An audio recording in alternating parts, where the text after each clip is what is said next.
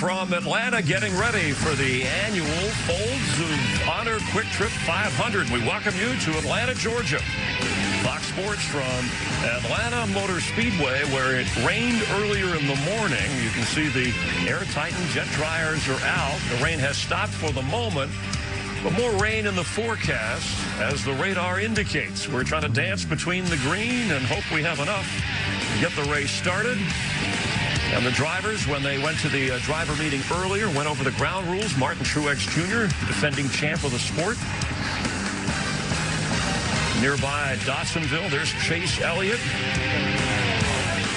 Last week's winner, Austin Dillon, of the Daytona 500, and the pole sitter for today, Kyle Busch, who won Toyota's first ever Cup race here in Atlanta. And we're on the scene to bring you closer to it all. The Hollywood Hotel trackside, just to get a better view. You can see right now the weather cooperating with Jeff Gordon. 5 wins here in Atlanta in his career. Darrell has won here 3 times. You only got 5 wins here? I should have had more. Hey, together we all have 8. Hey, that's right. Yeah. All right, that's I was 0 for 0 there, but thanks for bringing that up. What do you mean only 5? You only had 3. He's heckling. We just opened the show here. You can tell we have a little extra time in the show. Second race of the season, rain affecting the schedule. But remember, 2 stages would have to be completed. It's 170 laps. No longer is it halfway. We're scheduled for 500 miles in this, so we'll keep you updated on the weather once we start the race, and they're hopeful, optimistic they can get it in. In the meantime, a much different challenge for drivers, even though we're scheduled for 500 miles this week than last Sunday. Oh, totally different mindset. I mean, last week, tires weren't even an issue. A lot of teams were doing gas and goes, 2-tire right side stops. It's going to be 4 tires every time. These tires are going to be worn down to the cords. Yeah, last week it was restricted pack racing. So the cars were restricted and you raced in packs. Today, it's unrestricted and we're track racing, because the track is probably your biggest competitor today when we start this race. And you could throw in, and you know, you always tell me drivers are creatures of habit. You have routines. So NASCAR has the ability to move the start of a race up. They did for an hour to try and beat the rain. We're in a little bit of a delay pattern now. It takes 2 to 3 hours to dry this track, depending upon how much rain has fallen. So what's the driver mindset right now as they're waiting this out with all of us? Well, in my day, it just meant I had to eat my bologna sandwich a little earlier. But today, these guys have got to eat their pasta a little bit earlier and work out a little bit, maybe ride their bike, maybe and go for a small jog. I don't know. These guys are their routine is so different than ours. The biggest thing I wanted to be sure was I had my lucky uniform on. That's all I really cared. I think, you know, these guys truly are turning themselves into athletes, the way they train, the way the focus is, the competition's so close. So to me, that does change my focus. I think that some drivers, when they start this race, because they've been thinking since Friday of when this race is going to start. Since this morning, they knew, yeah, it was moved up a little bit earlier, but with a delay, now all of a sudden that changes everything, not just what you're eating and the fluids you're putting in your body, but also what this track is going to be like when they drop the green. So I think some are going to handle that better than others. Yeah, I mean, we already knew the track, where the tires, the track to give up and all that. We already knew all that. But now you throw in the track's been washed. It had a pretty hard rain, washed all the rubber off of it. How's that going to affect my car early in a run? Are the tires going to wear out quicker? Is the give up going to be greater? What's the track going to be like when they drop the green flag? Yeah, this is the 3rd oldest track behind Dover and California in terms of the surface, and a lot's been said about the drive. See, we might need Phil Swift to come out with his Flex Seal and touch up a little bit of that track just so we can get going once they dry the track. And I know drivers are anxious, too, after, 27 cars were involved in crashes last Sunday at the Daytona 500. The headline following Daytona, numbers don't win races, drivers do, and we, of course, attach them famously together. The 3 in victory lane was a great story, but all week talked about how Austin Dillon did it, and after further review, that Austin Dillon move on Eric Almirola in overtime to win it wasn't clean. Well, throughout the race, we saw a lot of blocking towards the end of some stages, but here, it's the final lap of the Daytona 500. Eric Almirola moves to the outside. He sees that run coming from that outside lane, and Austin Dillon, a little contact, and then as one move left and one move right, I thought this was just an amazing racing incident. You know, amazing because it's for the Daytona 500, and you're going for it. And I think these two were both trying to maintain their position. The 3 of Austin Dillon trying to get position, the 10 trying to hold that lead. See, I told Jeff, Austin Dillon didn't have anything to do with that. It was the 3-car. Blame the car. It's really unfortunate to see Eric Almirola. Well, yeah, it was a tough moment. I mean, he's won on a restrictor plate track before. He was in great position coming off of turn 2 to get that Daytona 500 win. And then, when you see the outcome of what happened, he was obviously very devastated. That first move he made, he moved into the lane that had the push, that had the energy. The outside lane was fast. The 3-car was there. Watch, he moves over to get that draft. Exactly what he should have done. And that's what he should have perfectly. done. But the 3 has such momentum that he gave him that little nudge. When Eric got that little nudge in the left rear bumper, it seems like it sort of made his car go to the right. Then when the 3 touched him on the right side of the bumper, that's what spun him around. Yeah, I think Eric thought, I'm gonna block that outside lane, break that momentum a little bit, and then I'm going to go side to side. I'm going to go down and help the 11 a little bit, go over and help the 3 a little bit, and kind of have those 2 side by side, and he'd come home free to the line. Unfortunately, he got a little bump before that got to the 3rd turn. He didn't make it. And in a very vulnerable position, not only on the rear bumper of the car, but in that transition from the straightaway into the corner. Car's not quite loaded up in the banking, doesn't have all the grip. You could see the car dancing around a little bit. So any little nudge or touch right there is going to send the car around. And I'm sure Austin Dillon, this is a risk-reward business. He could have wrecked as well at that moment with that move. Oh, sure. You never know. I mean, you take your best shot. That may not be a good way to put it, but you take your best shot and hope for the best, and it worked out great for Austin. Well, instincts are kicking in at that moment. Instincts of, I want to win the Daytona 500. If you're the 3 of Austin Dillon, I've got a huge run. I've got perfect position here to get alongside the 10 of Eric Almirola. I don't want to wreck him to do it. But if I have to, if that's what it takes to win the Daytona 500, I'm not going to regret everything that I can possibly do to try to get this win. A hypothetical. But I don't think he intentionally, by the way, he did not intentionally try to just wreck him. But because of the in love with the 3-car and the legacy of Dale Earnhardt, what if it was, let's say, the 18 of Kyle Busch, and that was the car that did the move to wreck Almirola and win? Don't you think the outcry would have been different? Well, I know one thing about Eric Almirola. I said, well, I'm probably going to get wrecked. Or at least I know I'm going to get hit. He might have known it halfway down the back straightaway. I think I wouldn't have analyzed that any different with the 18, but I do think the reaction from the media and the fans would have been slightly different because it's Kyle Busch. Yeah, I think drivers underestimate the competition sometimes. I got to think Eric Almirola looked in his mirror as much as he could and said, that's Austin Dillon, the 3-car behind me. He's going to push me. He's going to help me win this race. I don't think he thought he was going to wreck him. Yeah, that's his car today, Kyle Busch, and you're not yourself when you're hungry or when you're running the Daytona 500 in front. So let me, you both would, and you've won the Daytona 500. Would you have done the same thing Austin Dillon did in that situation if you were in that? Yeah, I mean, because he had a great run, and he moved left, and Eric moved left, and the next instinct is to move to the right. If he's going to block me left, I've got to move to the right. And you can't lift. That's the thing. On the last lap, you cannot lift. And that's just restrictor plate Daytona racing, especially for the Daytona 500. You do things you regret after you do them. I mean, literally, I know that Austin wanted to win that race. Eric wanted to win that race. First time in that 10-car, he's got a shot at winning a race. Here's Austin Dillon driving the famed 3-car. He couldn't have a better setup. I always think about when things like that happen. I was so happy I won the race at that point in time, but at some point I look back and say, maybe I should have cut the guy a little slack, or maybe I shouldn't. Maybe I should have done something a little different. Well, I mean, I don't think Mark Martin would have done that in that situation. No. Do you agree? And why is that? Well, that's because he's a gentleman. Okay. And there's always been gentlemen's agreements. And I know I said it to Jeff. That's old school. Oh, that's old school. That doesn't wait. But the leader always respected the leader. You cut him a little bit of slack because he was the leader. Nowadays, not so much. Well, yeah, I'm going to respect the leader right up until he blocks me left.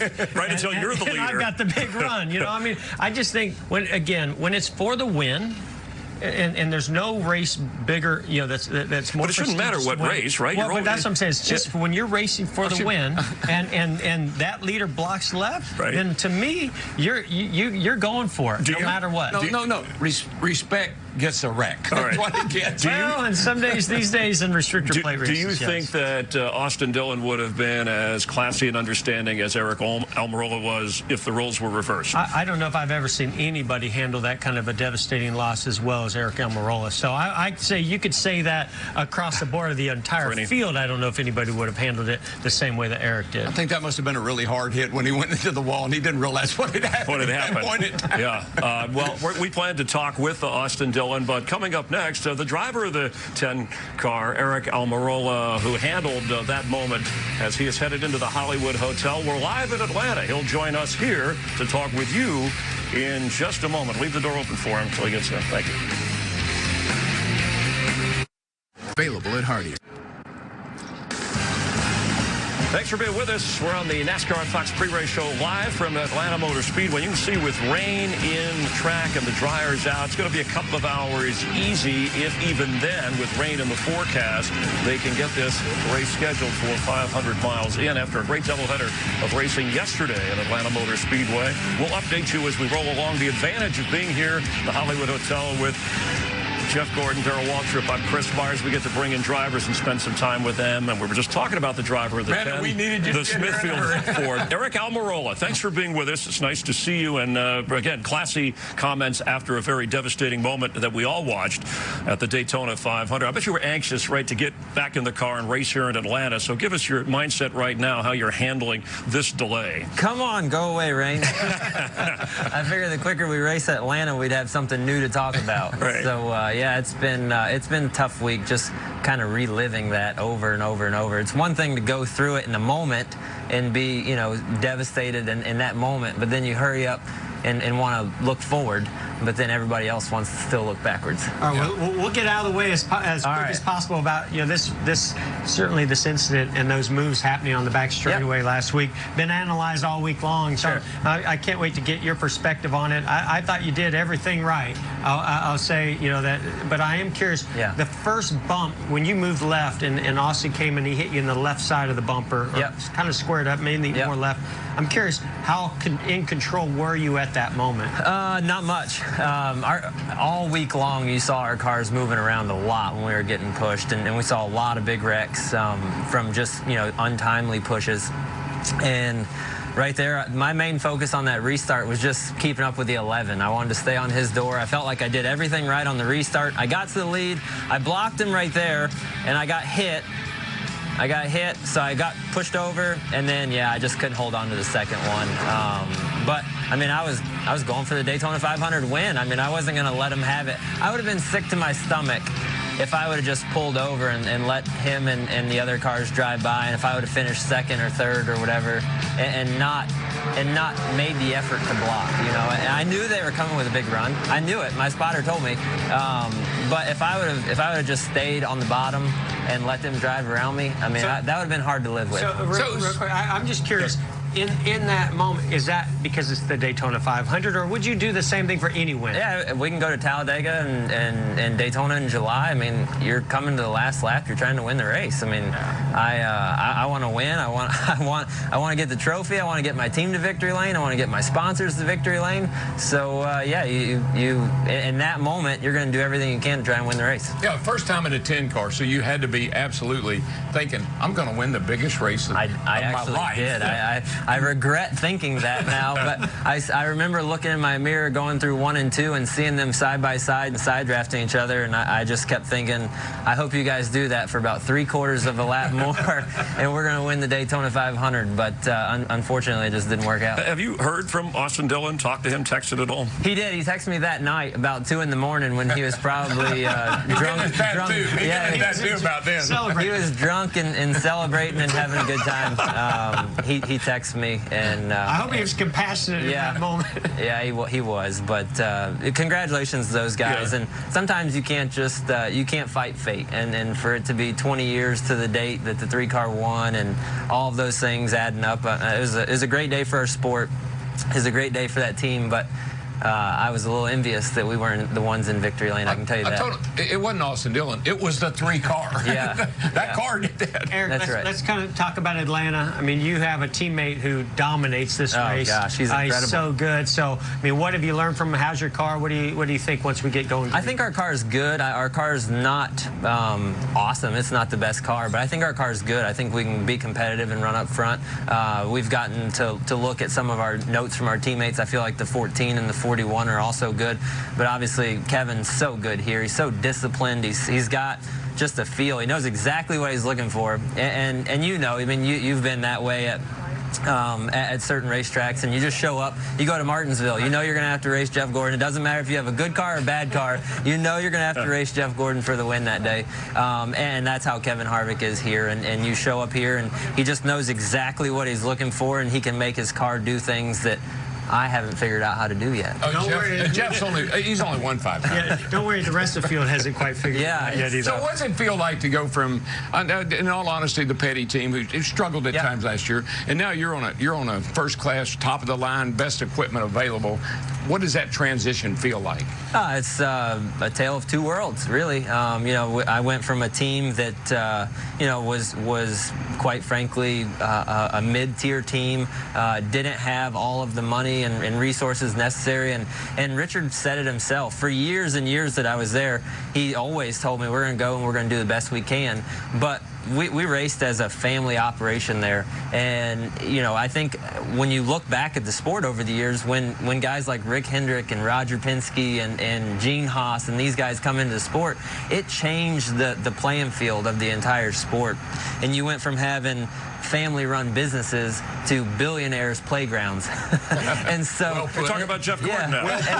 And so I think really, I mean, when you look at it, these guys, you know, Rick Hendrick and Roger Penske and Gene Haas and Joe Gibbs Racing, they race purely for fun. This is a you know, an ego thing, and they're going to spend the money it takes to have fast race cars, and it was run more like a business at RPM, and I enjoyed my 6 years there. It was an opportunity that I'll forever be thankful for, and it got me to where I'm at today. But you know, when you look at the resources we had 65 employees there. I walked into Stewart Haas Racing the first day. They got 380 employees. Yeah, they had 65 in the front office. Yeah, it's incredible. And the irony, the 43, you know, Bubba Wallace comes in second. He's going to be joining us here a little bit later, so it still comes back all around. I know viewers, race fans want to know, after that rough crash last year at Kansas, you've worked your way back. I know when we saw you at Daytona, you said that the recovery program put you in such conditioning that you continued that after you were healthy, and it's really helped you overall.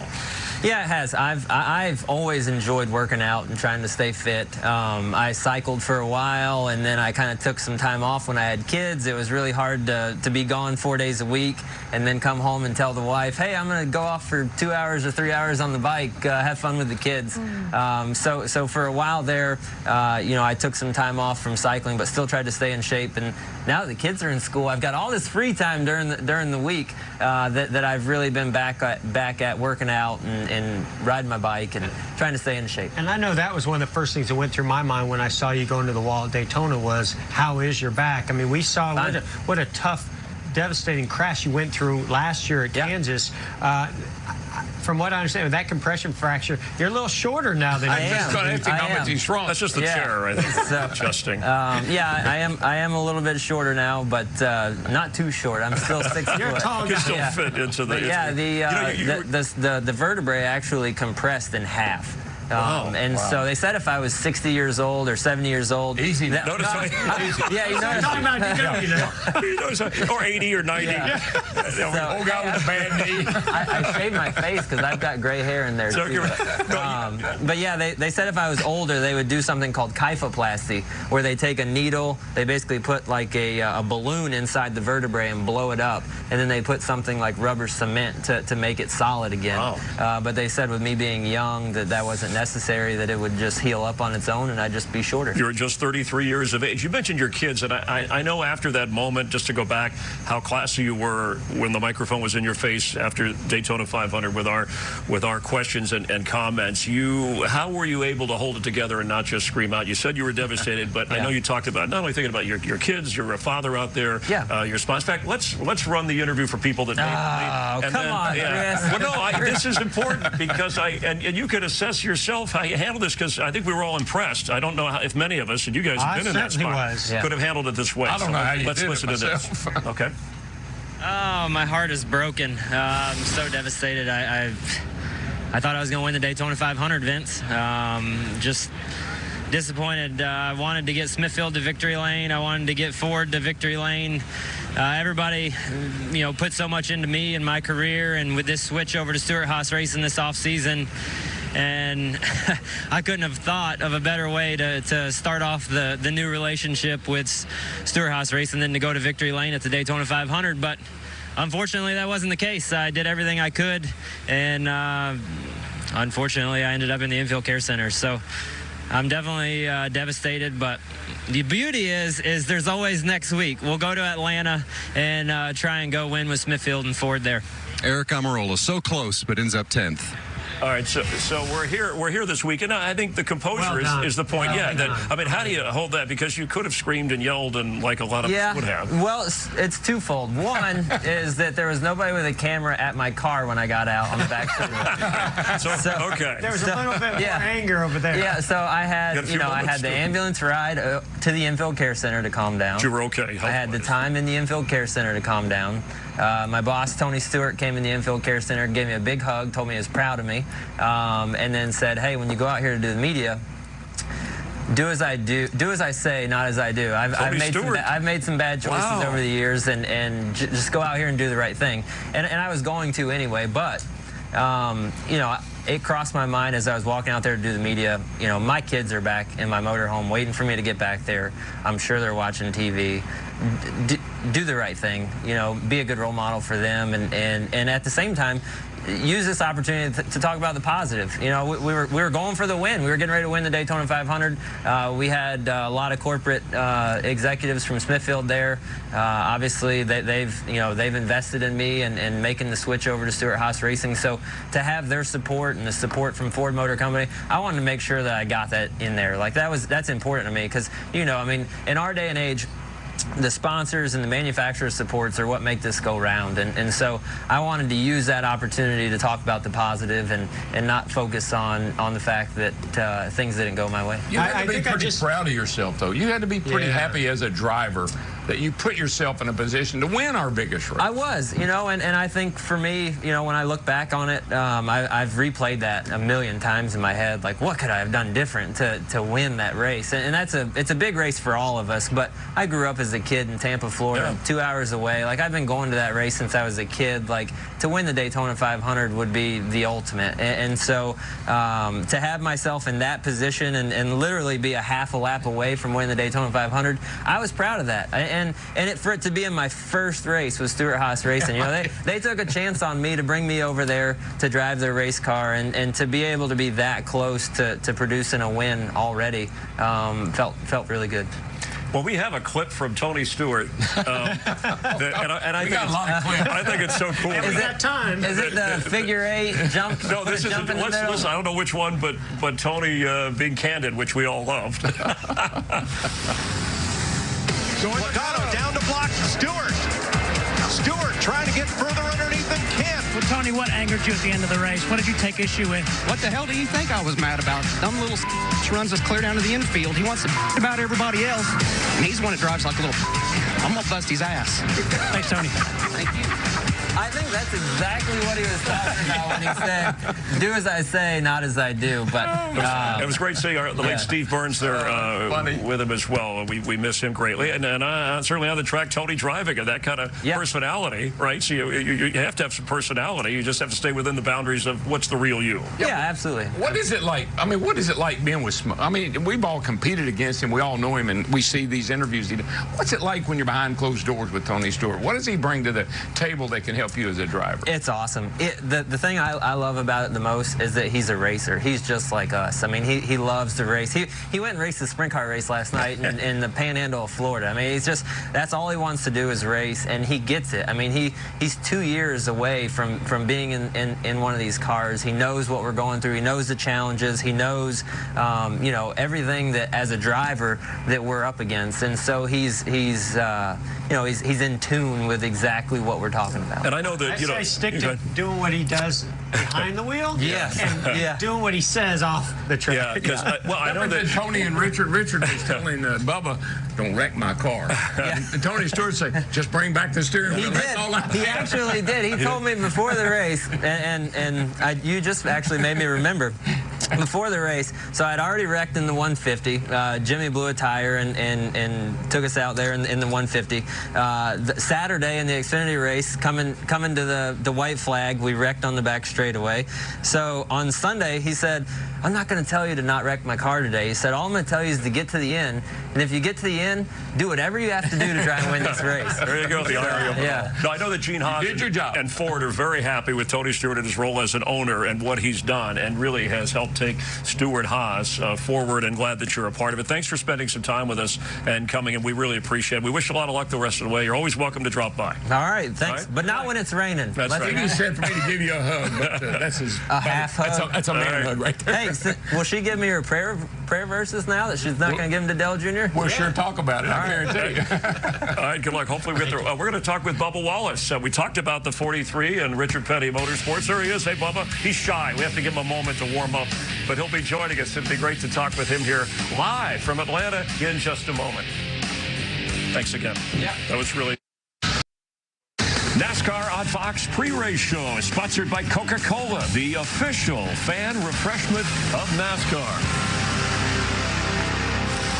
And live here from Atlanta Motor Speedway, Chris Myers with you in the Hollywood Hotel. And thanks for hanging in there with us. NASCAR on Fox. We're talking to a number of the drivers. We have Bubba Wallace coming up with us here in just a moment. As you can see, they're trying to dry the track. Rain in the forecast. Rained a little bit earlier. And right now it's going to take a while. So we're in a holding pattern as the drivers are and the folks here in Atlanta. So Darrell Wallace Jr., otherwise known as Bubba, put Richard Petty Motorsports in the 43 back near the top of the most prestigious race when he finished second at the Daytona 500. An emotional moment afterwards that he'll carry with him for the rest of his life.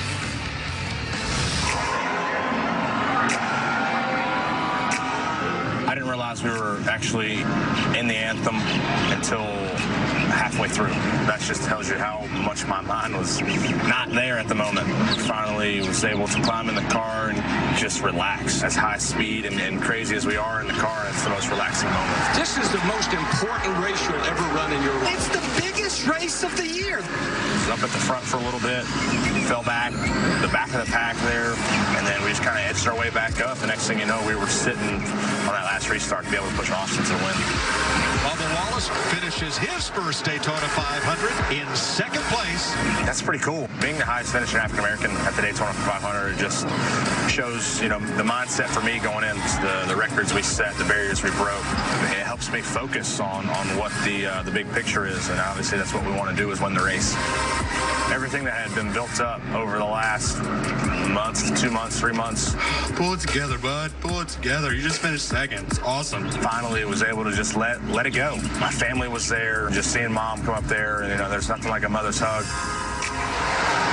Checker flag right here. Hold your line, hold your line, hold your line, hold your line. Denny Hamlin and Bubba have some words. Two drivers that are super competitive. You know, I made the move to side draft him, and it felt like he just kind of was going to run me up the track, which I would do the same. I want to see the replay before I say anything stupid, but he might need to take some Adderall for that one. But they didn't stop, and we went to the fence. So he said I cut his tire. So he had his opinion, I had my opinion. We talked it out after, and it was over with 2 seconds after we had talked, at least for me.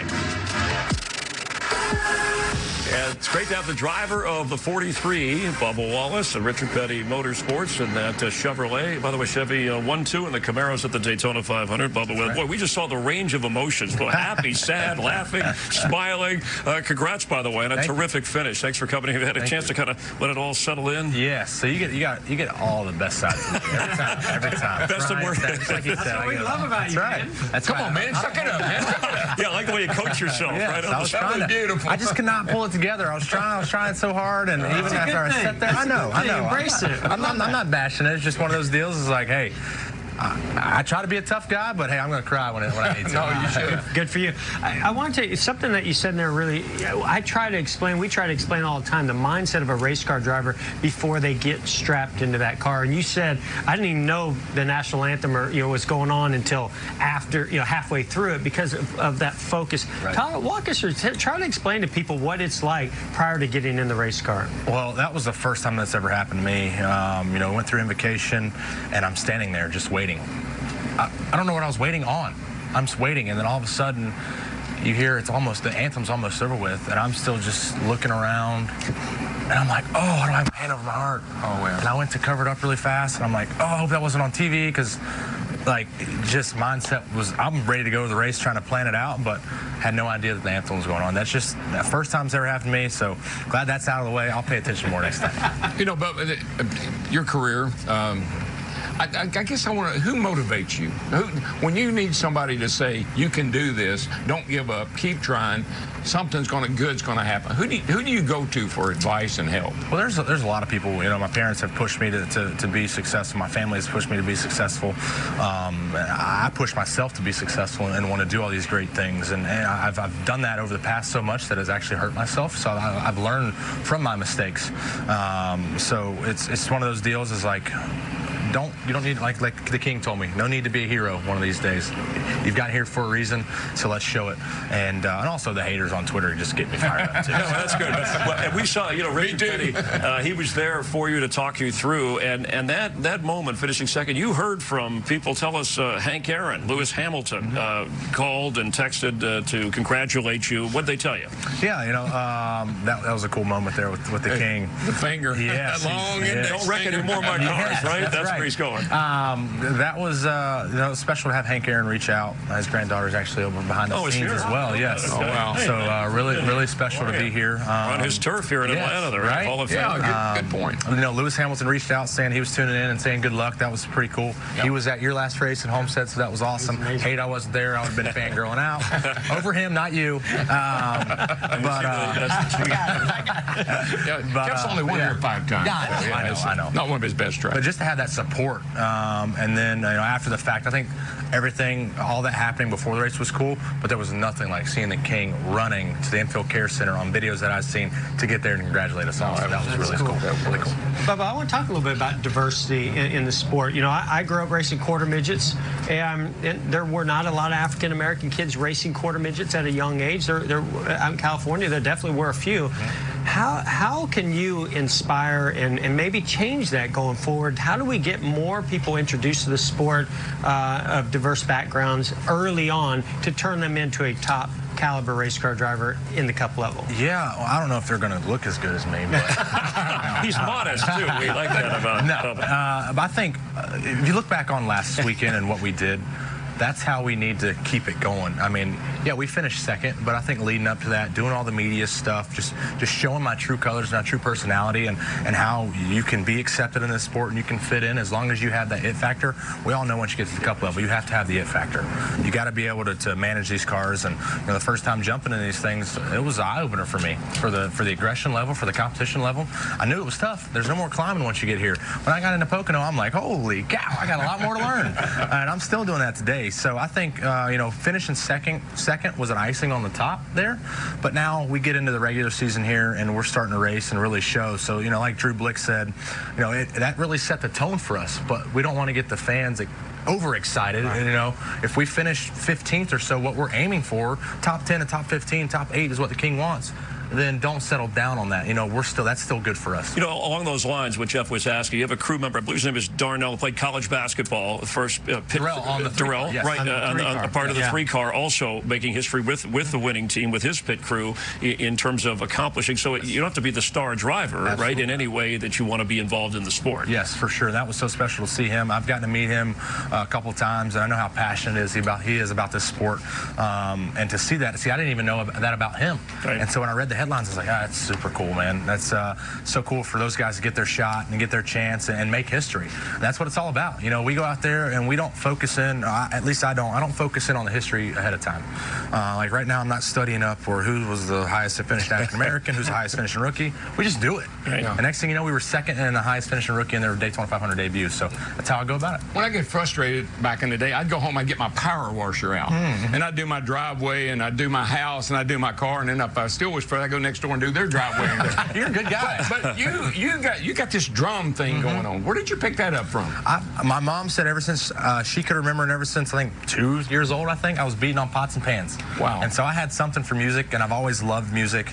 That's probably my second favorite passion besides racing is music. I just love it. Every genre, whatever you want to call it, I'm all about it. So yeah, I see you guys play this on my qualifying lap. That was cool. Country, I'm sure. You're a big country music. Yeah, I'm getting there. I'm building up to that. Hey, now you're also you were in a golf league and basketball league. I bring this up because Denny Hamlin now says it's over. We're all fine. Yes. And Jeff was laughing at your comments in the story with us. So we got some budding little feuds going here with some people. Yes. Where are you and Denny Hamlin supposedly because of what happened in that last?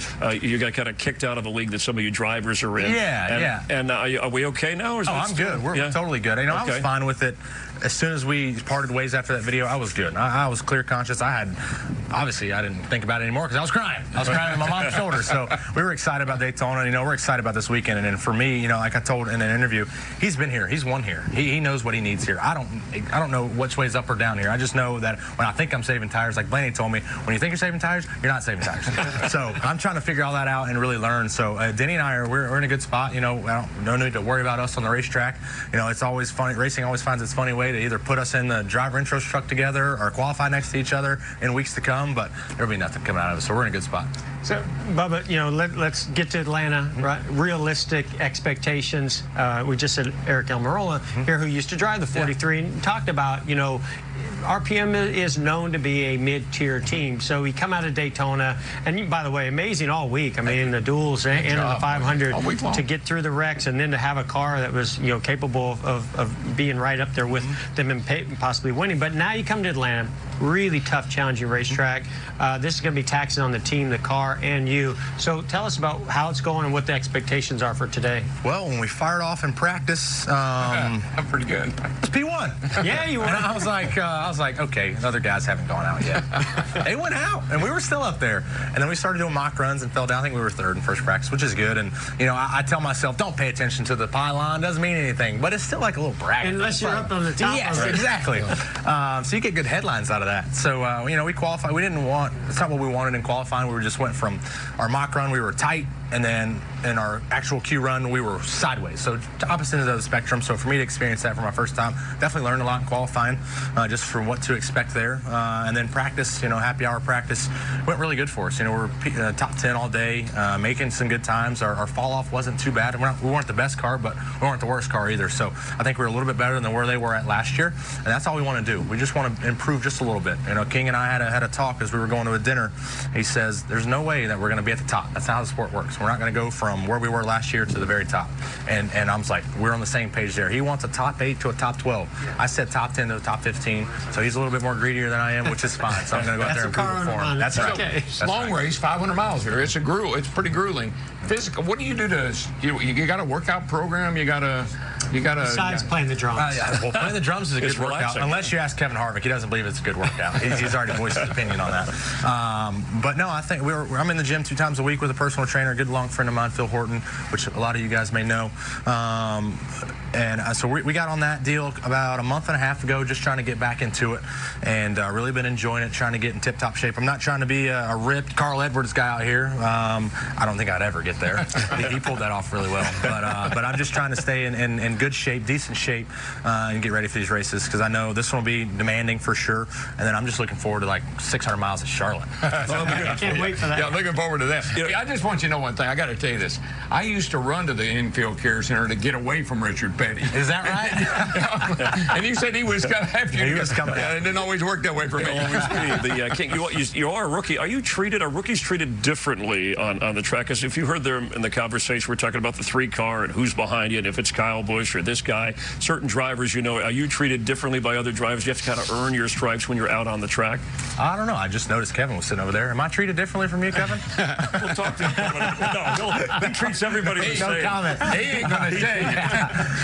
It all happens out on the racetrack. Yeah. But I think from last weekend, I've earned a lot of respect. Yeah, that's the point. From veterans. And we'll just have to see. You know, as long as I go out there and run my own race and not get into anybody. And Kevin's been a huge help, you know, believe it or not. He's been, you know, firing text message away, saying good things. And I don't know if he's expecting a tip or something. But, you know, much appreciated. He's going to get the last chance, by the way. So you're up 2-0 right now. But he's firing away. He'll pour it on. Well, thanks for coming in. Keep up the good work, and we really enjoy spending time with you. Absolutely. So, thanks, guys. Wish you a lot of luck. 43, Richard. Keep bringing it, man. Keep bringing it. Thank you. All right, we'll continue live from Atlanta. His first career win came here in Atlanta, and of course the dominant performance in the Xfinity race yesterday. We'll talk with the driver of the Jimmy Johns, Stewart Haas Ford, coming up.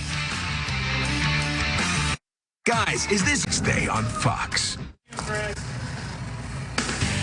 And we're glad you're watching NASCAR on Fox. We're in a weather delay live from Atlanta. We have delayed the start with rain this morning, trying to dry this mile-and-a-half track in race 2 of the NASCAR season following the exciting overtime Daytona 500. Let's go back, 2001 Atlanta. Kevin Harvick with his first career Cup victory and battling in the 29 Goodwrench Chevrolet.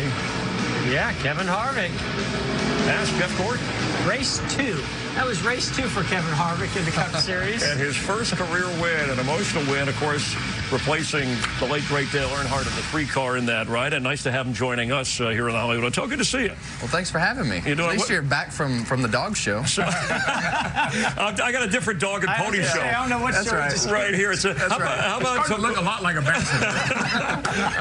I'll do the jokes. You guys do the analysis. By the way, I love your radio show on Sirius Radio with Matt Yoakum on Tuesday. There's a lot of great candid comments, like Bubba Wallace, some candid comments. What do you think of him, huh? He's guy's fired up. I've always gotten along with Bubba, and he and I have developed a relationship that you can actually pick on each other and be honest with each other when you agree or disagree, and that's a good thing. And I think that's important for our sport.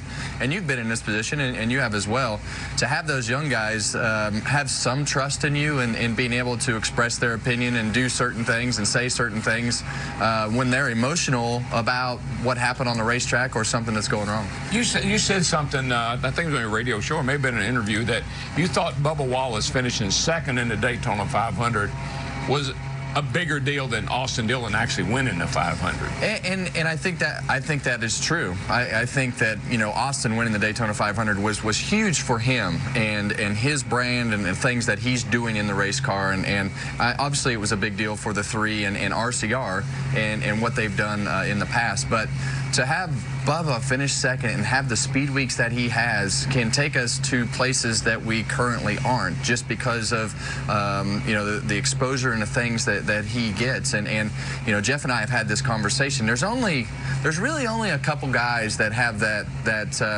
mystique about who they are and what they're doing, and you know, I think there's a couple more of them that can take us to different levels. I think Chase Elliott is another one of those guys. He's got that deep tie to the roots of NASCAR with his father and the history and heritage that he's had in the sport.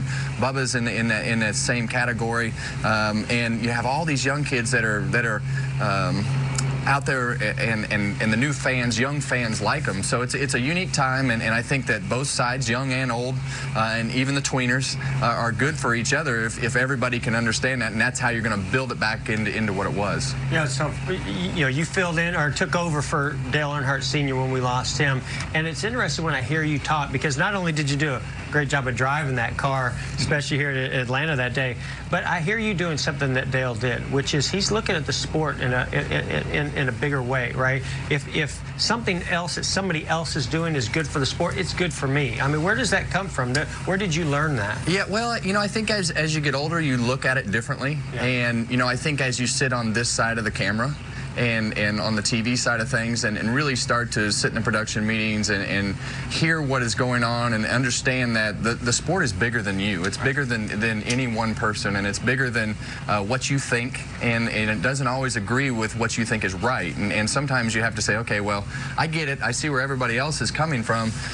But, you know, I think it's when you look at the radio show, I think, you know, that Matt and I have done, it's really opened my eyes a lot to, you know, what the sport is about and what the fans think. And sometimes when you say, and I used to say this, and I apologize to Daniel Norwood all the time from Sirius, I say, I am so sorry for being such a jerk for so many years. I hear you. I get that all the time. In-car cameras, I was the last one that wanted. Why won't they do that? I said, well, you wouldn't do it either. Yeah. So, you know, I think you really start to realize, and I think that's why it's good to have the drivers sit up in the TV booth and you know, if we can get them involved in the production meetings and understand the magnitude of TV and radio and really, you know, we talk a lot about social media, but it's, you know, radio and TV.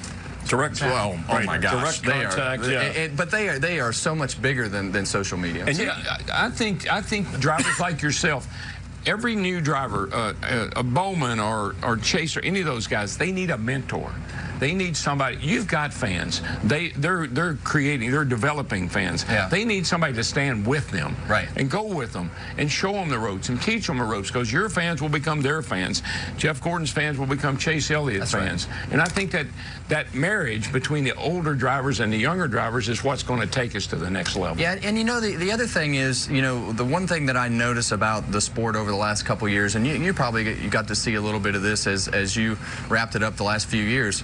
But that camaraderie between the NASCAR and the officials and the drivers and the teams is much different than when I started, and that's also been something else that I feel like over the last couple of years been trying to work on to make sure everybody remembers, even the officials, that this is fun, and you know we're pretty lucky. To be doing this, and it's become so competitive. It's taken some of the fun out of it, but you know I think for my team and the people around us, we're having fun and we're enjoying it, and that's something that I preach. And I'm not going to go to the racetrack and be miserable because you know at this point you don't have to go to the racetrack anymore. Not anymore. You're not. Well, you've been a champion and a winner. So how about you're on the Drivers' Council, right? Things have changed in the sport, the charter system. What is the Drivers' Council for viewers watching? Who's all on that? What do they get done? Does it help bridge the gap, if there was one, between either NASCAR owners, officials, or fans? Well, the unique thing about our sport right now is just how much communication there actually is between the drivers and NASCAR. You know, there are some lapses in communication across the board when you tie all those groups together. But the communication over the last couple of years, and really the group that came up with the stage racing and the points and the way that we do things, that changed the sport forever. Because the way that you look at the sport and the way that the people watch the sport now is much different. There were some people that were skeptical, but you cannot watch a race now and not say that stage racing hasn't made our sport better. So there are a number of things that, as in any business, and I look at this as a business, and we're just fortunate to call driving cars our business, racing cars around racetracks. It's fun, but there's always going to be problems and things that you have to address. Let's look at today's race, because yesterday, a little bit about yesterday. Your pit crew yesterday knocked out some pretty fantastic pit stops based on the new structure that we have. How do you see today's race going? The stops at Daytona were really slow. Yeah, well, there's new conversation that comes up when you're talking about strategy, and the pit stop is part of it, because you know if you make a wedge adjustment or you make a track bar adjustment, or you know I guess a track bar you can do in the car, but you know if you make a wedge adjustment, it's going to slow the pit stop down 1 to 2 seconds, and you know if you have to pull tape off the grill, because there's just less guys performing the pit stop. And you know I think as you talk about it, pit stops and the penalty of the things that you do just becomes so much bigger than what they were before, especially if you're under a green flag pit stop. So you know you're going to have some green flag pit stops here today. So it's interesting, but I think the dynamic has changed, but I think after a few weeks it'll be the new normal. But it's definitely different, and our guys have been fortunate to adapt to it well. We have some very athletic guys on our pit crew, and they've done a great job, and they've got a ton of reps. You know, with the Clash and all the races in Daytona, they did the Xfinity race in Daytona, they did the Xfinity race yesterday, so reps seem to be important. Do we have, actually, we have the highlights from yesterday, the Xfinity race, if we have those when you were still Darn, isn't he? Yeah, the only highlight is Kevin winning every lap. It was all Kevin Harvick all the time. There's the highlight. There you go. There's nobody else. See you later. He led this Kevin there 141 of 163 laps. It was his 5th Xfinity win in Atlanta. Joey Logano wound up second, more than 4 seconds behind. It was a doubleheader. First they had the Xfinity, and it's neat that they do this here in Atlanta, and then they had the truck race. Kyle Busch, talk about pit stops, Kevin. Good chance to win final pit stop. Some problems with a left rear tire not secured, so young Brett Moffitt took the lead for good on an overtime restart and described his second career win as surreal. I wonder how Kyle Busch described that, but that's another story for another time. Here in Atlanta, though, you've led the most laps the last 4 races here, and we said your first career win came here. What's the key? The only career win here. I'm going to let you say that. See, you can tell he's a broadcaster now. He can just put that right in there. How many races has Kevin won here? So no, but you still navigate yourself rather well around this place. What's the key to it? Yeah, and you know, you look at the stats here, and it wouldn't tell the whole story because we've run so well here through the years and led so many laps, but it always seems like, you know, I screw something up or the circumstances reach out and bite us. One year I think it was 2009, the last spring race here, I was leading the race, just cruising along, and I look up and Boyer spun out on the front straightaway, my team car at RCR at that particular point, and we wound up losing the race to Casey Kane on a restart. So Boyer did that to me a couple of times. Lost me a couple. But you know, it's been one of those racetracks that has just been really good for me. You know, I feel like it has a lot of the same principles that applied to the track I grew up racing on, with the way that you drive around the bottom. And I survived on the bottom of Mesa Marin for years. And a lot of those racetracks that we raced on out there were worn out and short tracks, but they had the same theory. I feel like you've changed the game here. All the races, I've won 5 races here. I won them on the top. I mean, I didn't win them by hooking that yellow line. And now I think everybody comes here and they go, how does Kevin Harvick do it? I want to see his throttle trace, steering wheel, brake, and I'm just going to watch how he executes that. I mean, I know you say Mesa Marin, but when did you figure that out here, and why does it work so well, you think, versus the top? It was a tire test here in 2008. We came here and did the tire test, and just, you know, every time we went out, we ran 40 laps. And during that time, just figured a bunch of things out. And the track really hasn't changed a whole lot then because it was worn out in 2008. Yeah, right. Which is great. You know, all the drivers love coming to Atlanta Motor Speedway. And you know, I think, you know, for me, you know, this is one of those places where you have to evaluate what you're doing every lap. You know, you have to adapt and adjust because the tires go through such a transition. And you know, you have to be able to change the way that you drive the car throughout the run, especially if you want to, you know, run on the bottom. So, you know, the top's got speed, and it does have speed again, you know, here this weekend, but I just don't think that, I don't think you're going to beat the bottom after lap 20 if you run the top for the first 20 laps. We had Eric Almirola in here from Stewart-Haas Ford, talked about your influence, and of course, Tony Stewart. I think you said with the Blue Oval that this is a blue-collar organization, this particular race team. Expound on that for us. Well, it is very blue-collar. I think when you look at Gene, you would never know that you know, Gene is who he is walking around pit road because he comes in an untucked polo and a pair of jeans and a pair of tennis shoes. And, you know, he loves to race, and those guys were around. It was just Gene Haas and Haas Automation Racing before it was Stewart-Haas Racing. So those guys loved to race. They brought Tony in because they wanted to be more competitive. And in the beginning, their goal was to finish on the lead lap. That was the Haas low expectation was to finish on the lead lap. And then Tony came in and he's like, no, this is not our new goal. Our new goal is to win races and run for a championship. So we're lucky to have Gene, and then you bring Tony into the mix from the competition side and the ownership side to really help guide us, which brought Greg Zipadelli, and all of a sudden you start attracting people, and it's really all we ever hear about is what do we need to do to win more races. And that to me, from owning a team and being on the side of it where you heard a lot about budgets, it's all about racing. And that is a very fortunate position for all 4 of us. A Ford guy after all those years. And I think when you look at it, you know, from a strength standpoint, when you look at Gene and his position financially, and you look at Ford coming in and a long-term deal that we'd signed,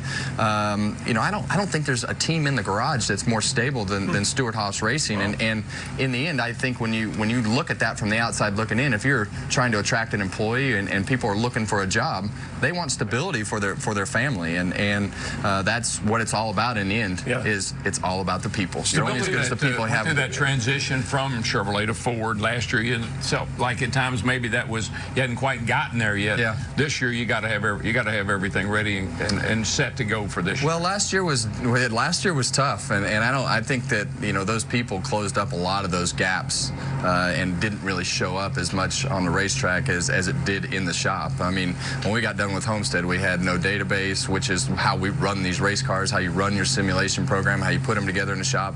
Everything was created new. Not only did we cut bodies on, they got all the bodies put on the car, and the first thing that happened last year, they put the engine in the car and the oil pan hit the steering. So we had to design a whole new front steering and spindles and everything to go with it. So it was a huge undertaking. We got to the point at the end of the year where everything was going good. We were competing for a championship and wound up in the Final Four. So it's better this year because the engine's not going to hit the steering when we put it in the car after we cut all last year's bodies off and put new ones on this year for the inspection process. But every year, you know how this deal is. Every year it presents new challenges, and they may not have changed the rules, but everything's different. So, Kevin, everybody says, all right, Kevin Harvick's the one we're focused on that we have to beat to win this race. Who do you have to beat to win this race? Is it maybe yourself and your team executing, or is there somebody you see that is showing some good speed? Well, the 18 car was really fast yesterday in that top groove, and I don't know that that's going to last all day, but if it does, I mean, he'll be in contention and have a fast car. But there's always somebody. Chase Elliott ran really good here last year and was in contention all day. And then you have Brad and Joey, who always seem to run really well at the mechanical grip racetracks. So you know how tough this deal is, and there's so many guys that are capable of fixing things when they get done with practice and making them better for the next day. But the main thing right now for us is to focus on not making mistakes and not doing what I did last year and speeding on pit road. I noticed you practiced a lot of pit road speed. You noticed that, didn't you? And keep your brakes. You weren't the only one in Atlanta. It became the speed police were out. Look, you're supposed to go freaky fast. That's your job, right? But just not on pit road, where a lot of people are going. The unique thing about this pit road is, this year you can go up and down pit road and check your pit road speed. Last year you couldn't do really that. And they added all those new segments. And they added all those new segments, and they aren't exactly as we would measure them. So there's some shorter ones that calculate different than the other ones on pit road. And in those same short segments, there's these little bumps, and the car gets to jumping around, and you lose track of where you were, and you're trying to be aggressive because we had been right on the verge of getting beat off pit road with where our pit stall was last year. And and then you go back and look at it, and all day it was 49.99, 49.93, 49, and you would have been like, oh my God, this is not going to work. There's the timing line. Well, that's confusing. A lot of timing so the goal today is 49 point what?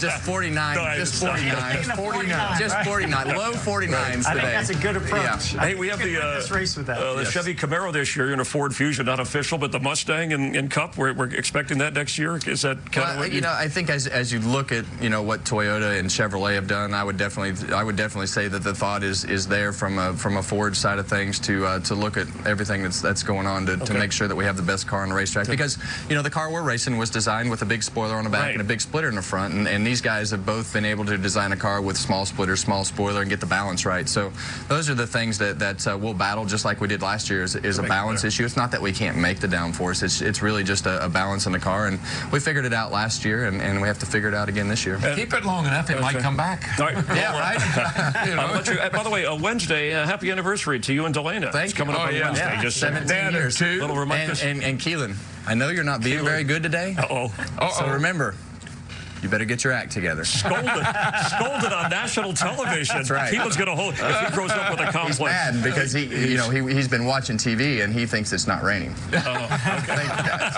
it's raining, or you wouldn't be in here. Yeah. You'd be in your car. Thanks for coming in. We always enjoy and keep up the good work on the media side, the broadcast side. All right, we'll continue live here. We have some of the other drivers joining us as we wait out the weather. We have Ryan Newman coming up. He's starting on the front row here in Atlanta. Later, Austin Dillon, the winner of the Daytona 500. Ryan Blaney and Daniel Suarez, but only if you stay with us. You need to... NASCAR on Fox. We're live here in Atlanta at Atlanta Motor Speedway, and there's William Byron, the 20-year-old in the car. That's the car that won the Daytona 500. We're going to be talking with Austin Dillon here in the Hollywood Hotel. We have Ryan Newman coming up here to talk with us in a moment. There's Brad Keselowski, who won this race last year, even though Kevin Harvick dominated. We're waiting out the rain, so the start of the race has been delayed, and the fans are hanging in there to see if we can get the race in at some point this afternoon or this evening. Let's check in now with Michael Waltrip. Hey, Chris, I'm down in the garage area, and I've caught up with a bunch of race fans. Everybody's anxious for this baby to get started, want to know when driver introductions are, what's going to be next. But my question to everyone has been, what'd you think about the Daytona 500 and that crazy finish? Did you think that was good racing or what? Rubbing is racing. Ah, yeah, rubbing is racing. Who thought it was the best finish ever to the Daytona 500? I know you guys love that race. Martin Truex Jr. had a rough day, but he's going to do better here. Who are you pulling for? Kyle Busch. I guess that one. He's a fast car as well. Chris, it's just so cool to see the anticipation on everybody's face. They want to get this race going because they know it's going to be exciting when it happens, and a lot of Chase Elliott fans around as well. They think he might get it done today. All right, thank you very much, Michael. And we have out there's 6 jet dryers, 10 Air Titans, and my hair dryer. We're doing everything we can to keep the track right. And you said there are some. You have to be careful. This track has weepers, right? Which is what. Well, that was one of the downsides to not repaving the track. Right. It's got so many cracks in it where they've had to seal it up with sealer that some of the guys were telling me down here testing a few weeks ago, and water ran out of the track a long time. Yeah, but I feel pretty good. I don't think we got a heavy rain. No rain overnight. So I think if it stays like it is now, we'll get this thing dry. Yeah, we haven't had, it hasn't been heavy rain, and Ryan Newman was just telling us he's our weatherman. There's the radar. You get a little break. You can see where we are. Obviously, the green is That's rain. a lot better than I was expecting it to look right now. That big front moved through, and it's not that bad. What do we think about the 36 car? We had 40 cars entered for the Daytona 500. It's 36. That's the fewest in any Cup race since '96, I believe, in terms of drivers entering into a race. So is it more about quality, less about the quantity, and is that a good thing? I think it's about quality of race cars and the quality of racing, and I don't think it takes 40 cars to do that. Matter of fact, I don't even think 36 is the right number. I think if you look at charter systems or franchises, and then you look at racing and you blend those together, look at maybe the NFL, NBA, and some other sports, I honestly think 32 is probably the most realistic number. Yeah, we've gone through a lot of scenarios. There's 43 cars. A lot of those were starting parks, run a few laps, put them in the garage. So I'm with Jeff. I think 36 is a good number. When I raced early in my career, there were only 32 cars at Bristol. There were only 36 cars at some of the super speedways, which made the racing actually better. Yeah, more competitive because you had more, you had room to race. When you have a lot of cars on some of these tracks, you just don't have a lot of room to race. Certainly the big track's not the point, but 36 cars to me is a good number, and they're 36 good quality race cars. I think they put on a great show. And quality drivers. We're going to talk with one of them. Of course, later, Austin Dillon, winner of the Daytona 500 in the 3. Ryan Newman will be joining us, and here he is on his way into the Hollywood Hotel. You can see the rain has let up a little bit. We're trying to dry out the track here in Atlanta.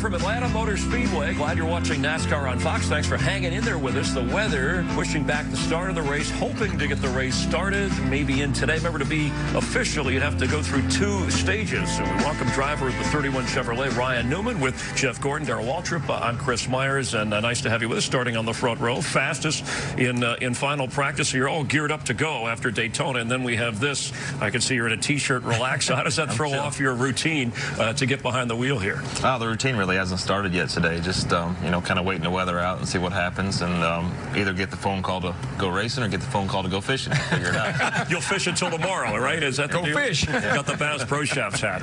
Hey, Brian, a really special week for RCR. You've been there for a long time. I mean, what's that been like? I know you didn't win the Daytona 500, but you know what it's like to win it. So how's the week been for everybody over there? Well, it's special, no doubt.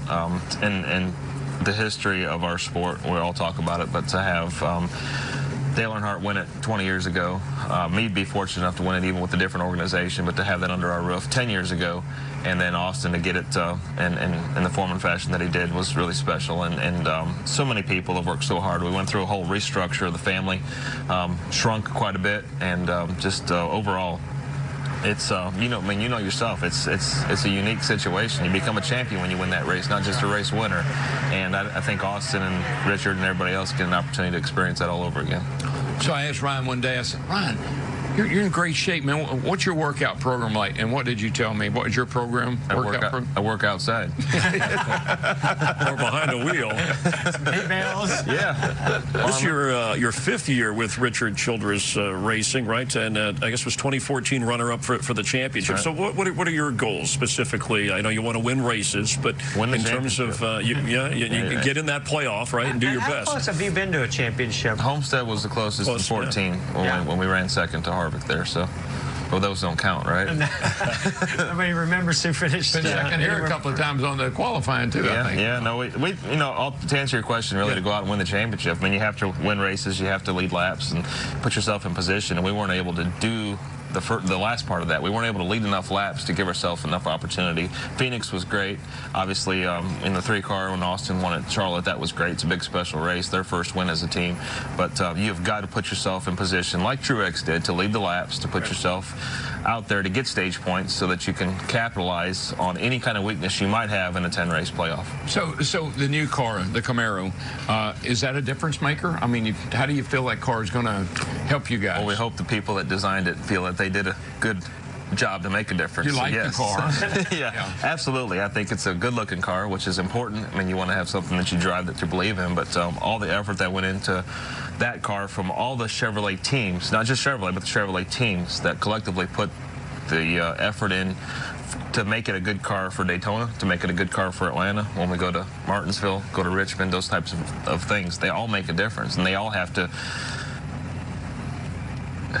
come together to be a championship car, right? You want a championship car, not just a car that'll win a race. You want a championship car. Yeah. So I think that is extremely important, and we've seen that they've done a good job. Ryan, when I was driving and qualifying day came around, I prided myself a lot on going for poles, but I always had to go through you. I mean, you have always just been known to be such a great qualifier, but 7 poles just here at Atlanta, and I know you have a lot of poles in your career. I mean, what makes you such a great qualifier, and how much effort do you focus into that? Just this racetrack, I like it.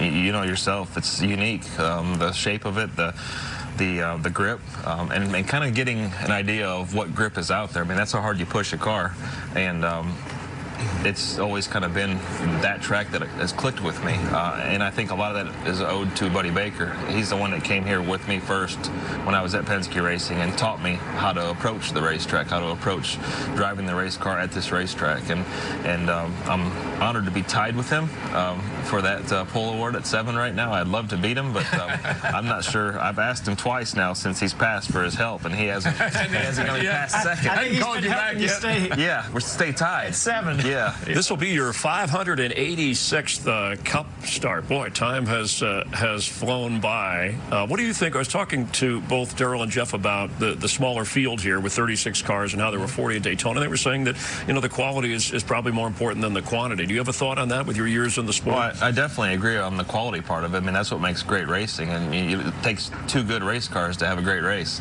right? We saw that in 1976 at the Daytona 500. But it is what it is, right? I mean, you've got to go out there, and as a driver, you focus on doing what you have to do, whether it's race against the 4 and the 24 or 32 others on top of that. It's about just tackling a job. The wave of your, age 40 here, so you have the young, some 20-year-olds that seem more experienced for 20-year-olds, at least to be at this level. Do you see that? I see it a little bit. I think it's different now because of simulators and the ability that they have to get that hands-on experience at a Cup level. Maybe not realistically 100% realistic, but at a Cup level that maybe Jeff or I didn't when we were racing USAC midgets and sprint cars and silver car cars. Now those cars taught us a lot, but it was different in how you felt a race car or how you maybe approached a race. And there's a lot of tutoring that goes along now that maybe didn't happen so much 15, 20 years ago. Yeah, all the data that you can get from your teammates and other technology has changed that a lot. But I think overall, anybody that makes it to the Cup Garage, whether Richard Childress or Rick Hendrick or Jack Roush or whoever it is picks them, has enough credentials, has enough of a resume to be, responsible and respectful in their position. You and your wife do a lot of great charity work. I know you got your rescue ranch, and so does that take up a lot of your time?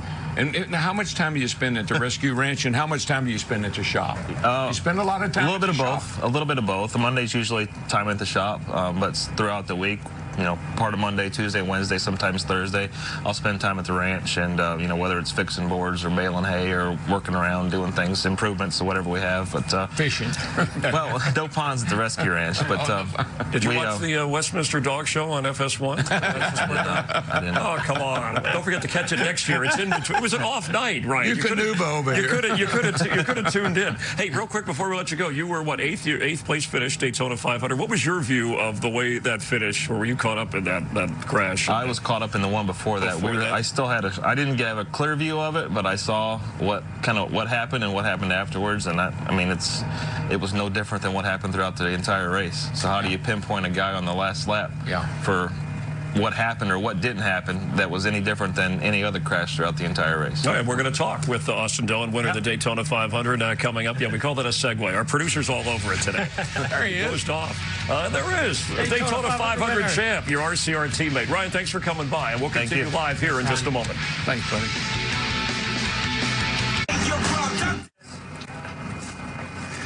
Live NASCAR on Fox, and a look from above at Atlanta Motor Speedway, and things are looking up. They've been drying the track for hours. It usually takes 2 to 3 if we don't get more rain. Not a lot of heavy rain throughout the day. The forecast a little better than first believed, and there's a chance here we can get the race going, scheduled for 500-plus miles here at Atlanta Motor Speedway. Let's take a quick look back and revisit that historic moment for the 3-car and the Daytona 500 champ, Austin Dillon. To win a Daytona 500, it's a dream. There's so many ties to the history of the sport in this win. Can't wait to see this. This is going to be cool. Roll the tape. This is the last lap of the Daytona 500.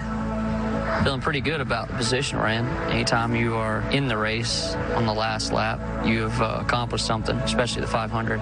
11 car kind of goes up the track here to side drafts me. That momentum from the 43 gives me a good shove here. This is him getting to the top for the first block, and I'm starting to go low. He comes back left, and that's when it gets him. Just trying to get to the checker flag. Just can't lift. If I lift, I'm probably getting wrecked out the back too. I'm in my rear view right now, kind of in awe that we're going to have a shot to win the Daytona 500. The number 3, 20 years ago, won the Daytona 500. Austin Dillon wins the 60th running of the Great American Race. It's nothing like that right there. You just win it. Yeah, you won it. Yes, sir. It is over. You won. Congratulations. That's what it's all about. This right here, I did not know I was creating a 3 in the grass, but it turned out pretty perfect. You hope you do the right thing and have a good show for the fans, and I think this was pretty cool. It's the best part. Those guys celebrating. His dad celebrating. Craven jumping up on dad like a kid. It's just everything you dream of right here, man. Coolest part of that was seeing your boys. Guys that put so much time and effort into it. They're beating on the hood. That's cool.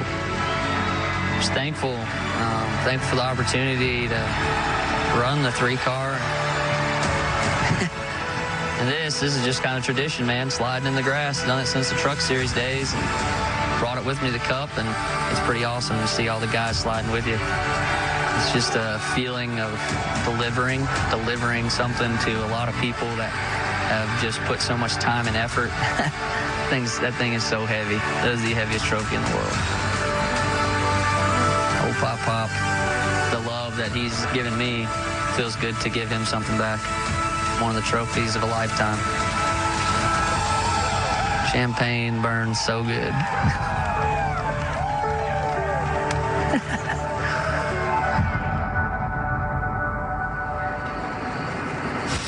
And great to have Austin Dillon with us in the Hollywood Hotel, ready to race here in Atlanta. By the way, the headline again, he's making headlines everywhere. You can get a shot of this, right? You can see that. It doesn't get old. It's all sunk in now, right? It's you put that in the rear view mirror, you take that with you when you get on the track next time. Yeah, it's time to go forward. You know, RCR, we got a lot to prove this year, and we want to keep winning races, but that was a heck of a start. Couldn't do it any better. Yeah, you mentioned something about giving something back to RCR, or Richard Childress in particular, Pop. And, I mean, you know, there's got to be a lot of pressure. I mean, being, you know, related to your car owner, it's not just going and doing your job. It's what can you deliver because they've had so much success. Exactly, and my grandfather took a real leap of faith and put me in his race car. You want to go out there, and a lot of people look up to my grandfather in the sport, but not only that, he's got a lot of people's mouth that he has to feed back home at RCR. So put me in that car was a leap of faith, and feels great to, like I said, deliver something to him to make sure he made a right choice. You've won two of our biggest races. You won the Coke 600 last year, and we always talk about how special the Daytona 500, how it's so different than all the other races. You won Charlotte, and you know what that celebration was like. How does that compare to what the Daytona celebration was like? Well, Jeff told me beforehand, there's nothing like celebrating the Daytona 500 because it's the only place you actually stay the next night. And my grandfather said it best this week on Race Hub. He said, you know, I never won a whole lot of races, but when we did win, I never lost a party. So we did a pretty good job on that front. By the way, Race Hub weeknights on FS1, tune in for that. This makes this amazing. You were in a backup car, right? You start at the rear of the field. You're running third into that final lap. You led only one lap, obviously the most important, and in Las Vegas you were a 40-to-1 long shot. So it seemed like it was all against you. Just take us through maybe that last lap you're thinking, because Michael Waltrip in the broadcast was one who pointed out, hey, watch that 3 cars. Things were, I don't think you were on anybody else's radar, at least at the moment. Well, we've had some good runs at the speedways, and I told myself throughout the race a couple times, I was like, what are these guys racing so hard for? Which is good. It's great racing. You know, the racing was great, but my plan was to make sure we had a chance at the end to win the race. I felt like we could gain bonus points throughout the year. If we won the Daytona 500, it'd mean a lot. So we did a good job of just staying in there and putting ourselves in the right position. I made a key move before the 41 big crash at the end to move to the bottom. My grandfather always said, you know, have a place to go. If a wreck happens, you want to have a place to go, and I had the bottom, and that's what helped us get to 4th there. And I knew I had Bubba behind me, and I felt like he was going to help me to the end, and he did, and we ended up in victory lane.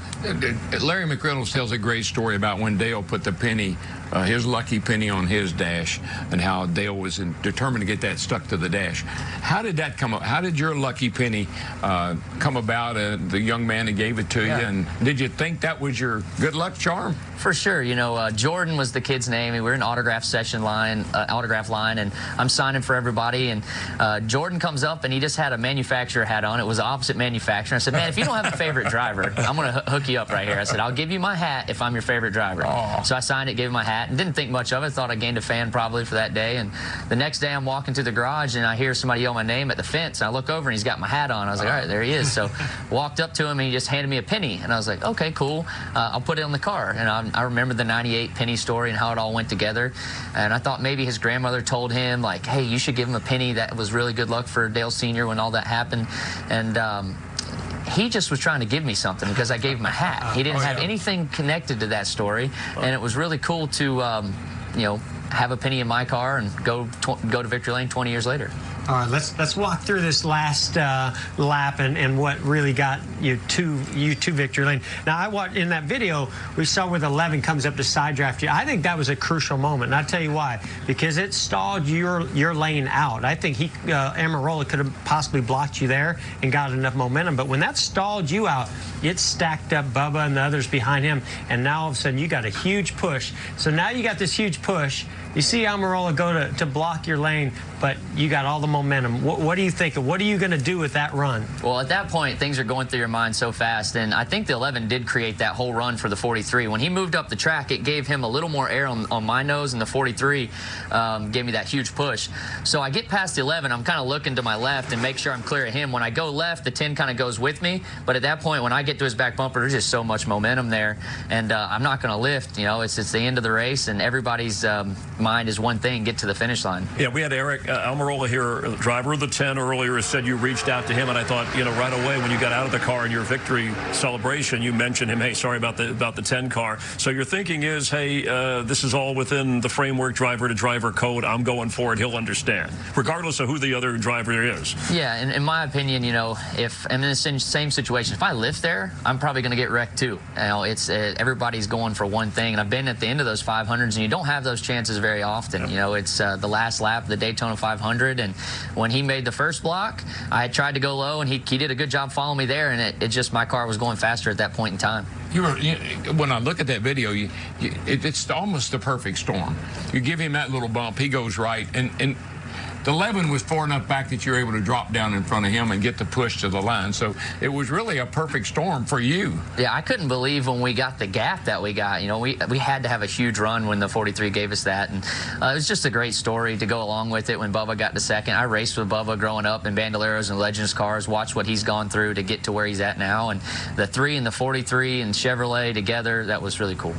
Hey, we have, I'm sorry, real quick, we were talking about Jordan, the youngster with the he's an 11-year-old, Jordan Wade. We have a little clip. He wanted to ask you a question that we had on tape. Well, if Grandpa isn't watching, can I take your car for a spin?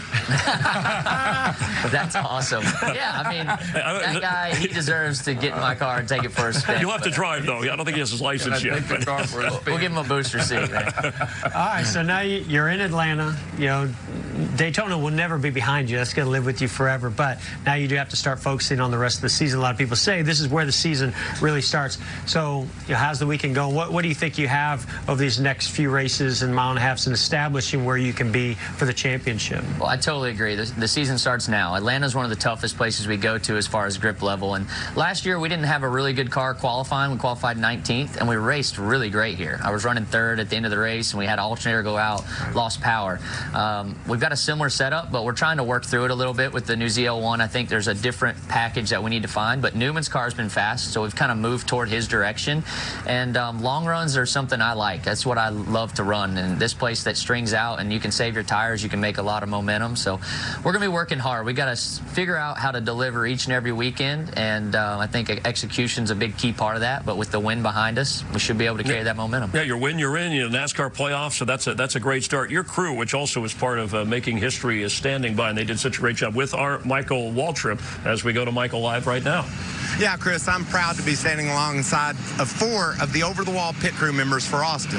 This is Tyler Rader, played football at West Virginia. Darrell Edwards, the first African-American to ever win the Daytona 500 as an over-the-wall pit crew member.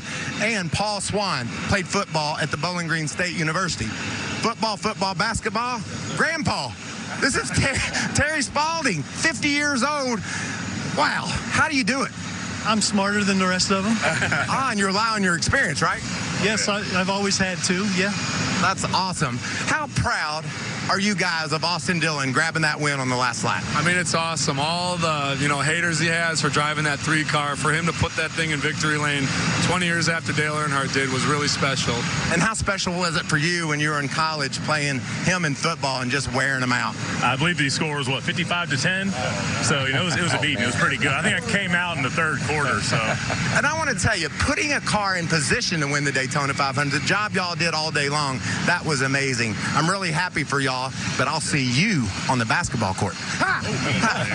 Unhand me, you beast. You back off. The crew, so important to your success. It looks like you have a great relationship with your guys on the crew. Yeah, I know each and every one of them. We all hang out and push each other, real competitive. We have group text together that's pretty entertaining, but we have fun together. Mikey's actually on my hoop group team this year. I traded for get him over Rick Allen. So oh, really? I went Mike over Rick Allen. Yeah. Very good trade. Hey, a lot of ways to celebrate, and we know you know how to have a good party. What about the tattoo? Tell us about that. You knew we were going to ask. Yeah, it We're was not going to ask you to see it. It was a heck of a story. No, I can't show you because I'm sitting on it, but it was a good time. It was mostly just about creating memory. We had been to that same tattoo parlor. Oh man, there's a video. Wow, there's actual video of is that used with? That is impressive. That's some of my guys. Those 2 of my guys. Those are part of your I got to tell you, not a lot of guys win a Daytona 500 and run to a tattoo parlor. Yeah, we just felt like we needed to go back. We had been there once before. This wasn't the the first time, so we went back and added a couple members to our wolf pack, as we call it, and it was a memorable night. Are there any other races on the schedule that are tattoo worthy, or is it only the Daytona 500? Brickyard's a pretty good one, man. If we could go get the Brickyard this year, or just a championship. Justin Alexander, my crew chief, he chickened out on the whole deal, so he said if we win a championship, he would get a tattoo on his face. So we got to go to work. All right, so pretty odd because he seemed like a gambler. He seemed like a kind of guy that would be kind of out there a little bit. I think we based can on get the way he calls races. Right. I think we can get him dialed in. So it just says Daytona 500 champ, or what is it? What's the actual? So every year the Daytona 500 has a different logo, a little bit different. And mine says 60th annual. The 60th annual. That's right. And your wife, I'm sure, is okay with that. Yeah, she's solid. She's dealt with all my craziness. That's why she's with me. She's a great girl.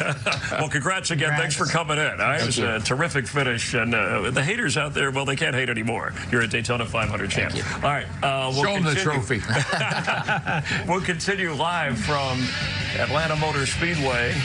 And who do we have there? Is that That's Blaney. Blaney in the house. Oh, he's coming in. Oh, that's me. All right.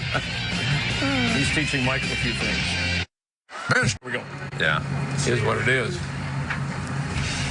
Our expanded pre-race show live from Atlanta Motor Speedway. We are told driver introductions, if this weather holds up, will take place in the next 20 to 30 minutes, and maybe within the hour, they'll start racing bigger cars than what they're doing, but we appreciate the fans hanging around. You can see the rain has stopped. They've been drying the track for hours. We welcome Ryan Blaney, a driver of the 12 Penske Ford, coming into the Hollywood Hotel. Thanks for coming in. How are you? Well, I appreciate you having me. I'm doing okay. Yeah. If this rain holds off. Are you excited to get going here? Have you kind of paced yourself? Because officially they wanted to try to start this race a couple hours ago, so you're probably all revved up. Yeah, you guys know this. If you get all ready to go and then rain comes and you're just sitting around for a little bit, but and then you got to get back into race mode here whenever they get the track dry. But we just kind of go with whatever the forecast tells us and get ready to go. But no, Chris, you asked him, was he excited and revved up?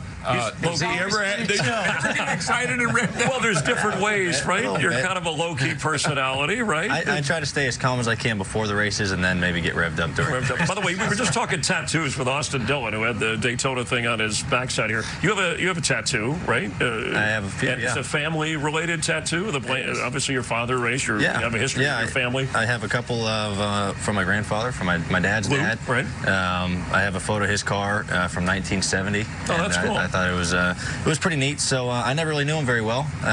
He passed away when I was pretty young. So, but he really got the Blaney family racing, and that's how he got us started. My father and his uncle, and my uncle, and then myself now. So we got to pay tribute to him. I think the best I can. Well, that's neat. Ryan, we're doing a lot of reliving the Daytona 500, and what I think gets lost in the story now because we're focused on Austin Dillon winning and that battle at the end. But you had an amazing Daytona Speed Weeks, but the 500, you dominated the race, led the most laps, but got caught up in a wreck. Yeah, I appreciate it. We had a really fast car.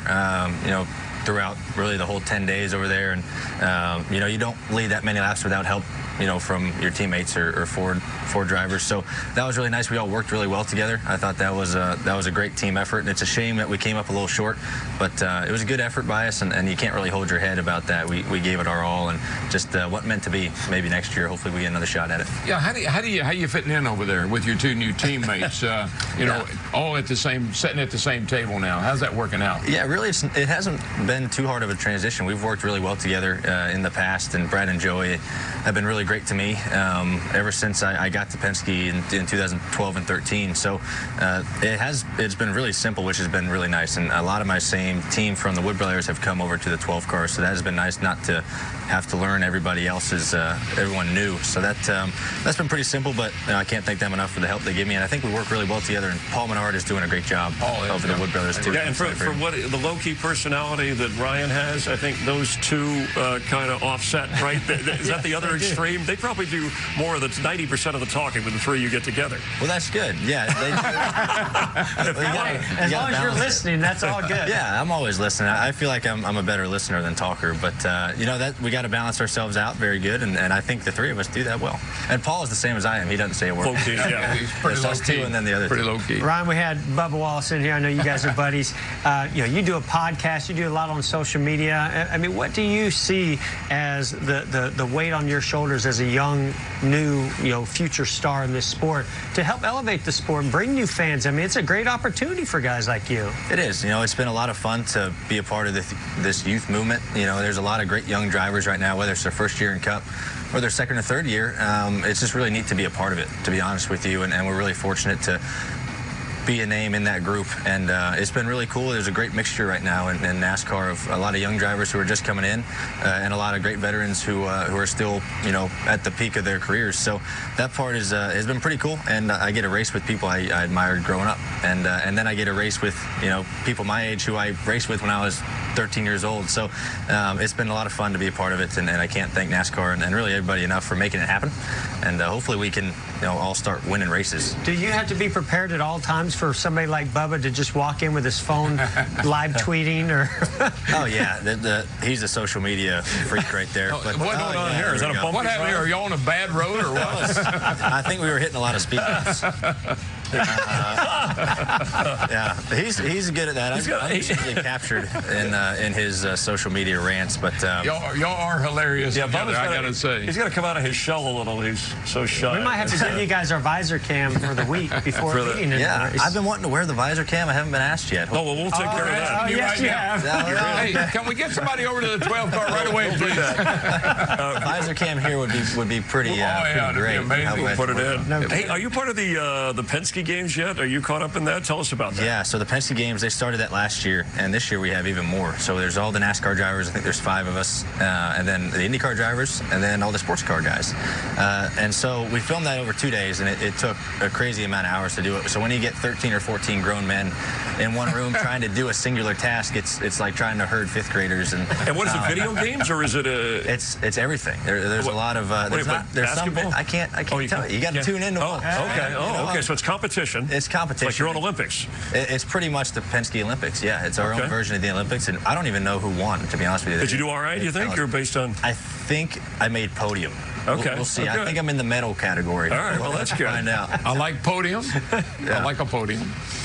Ryan, we're in Atlanta. This is a tough racetrack, and we talked to Kevin Harvick. Everybody chases him around this place, around the bottom. What do you think? You like the bottom? You like the top? What do you think is going to work for you? Yeah, I think a lot of people were trying different things in practice, and the top of 3 and 4 actually seemed pretty good. It seemed like it's been the best that it has been in the past few years, and I thought it was really tricky because you could find speed up top, and mainly in 1 and 2, but it was hard to keep that speed if you move back down to the bottom. It seemed like you kind of wore your stuff out. So I feel like once you're committed to the top lane, you have to stay there throughout the run, but Harvick wears everybody out just painting the line, and you saw that yesterday. You see that here, really every single year. So don't give up on it, because he's only won 1 race painting the bottom. He should have won a lot more.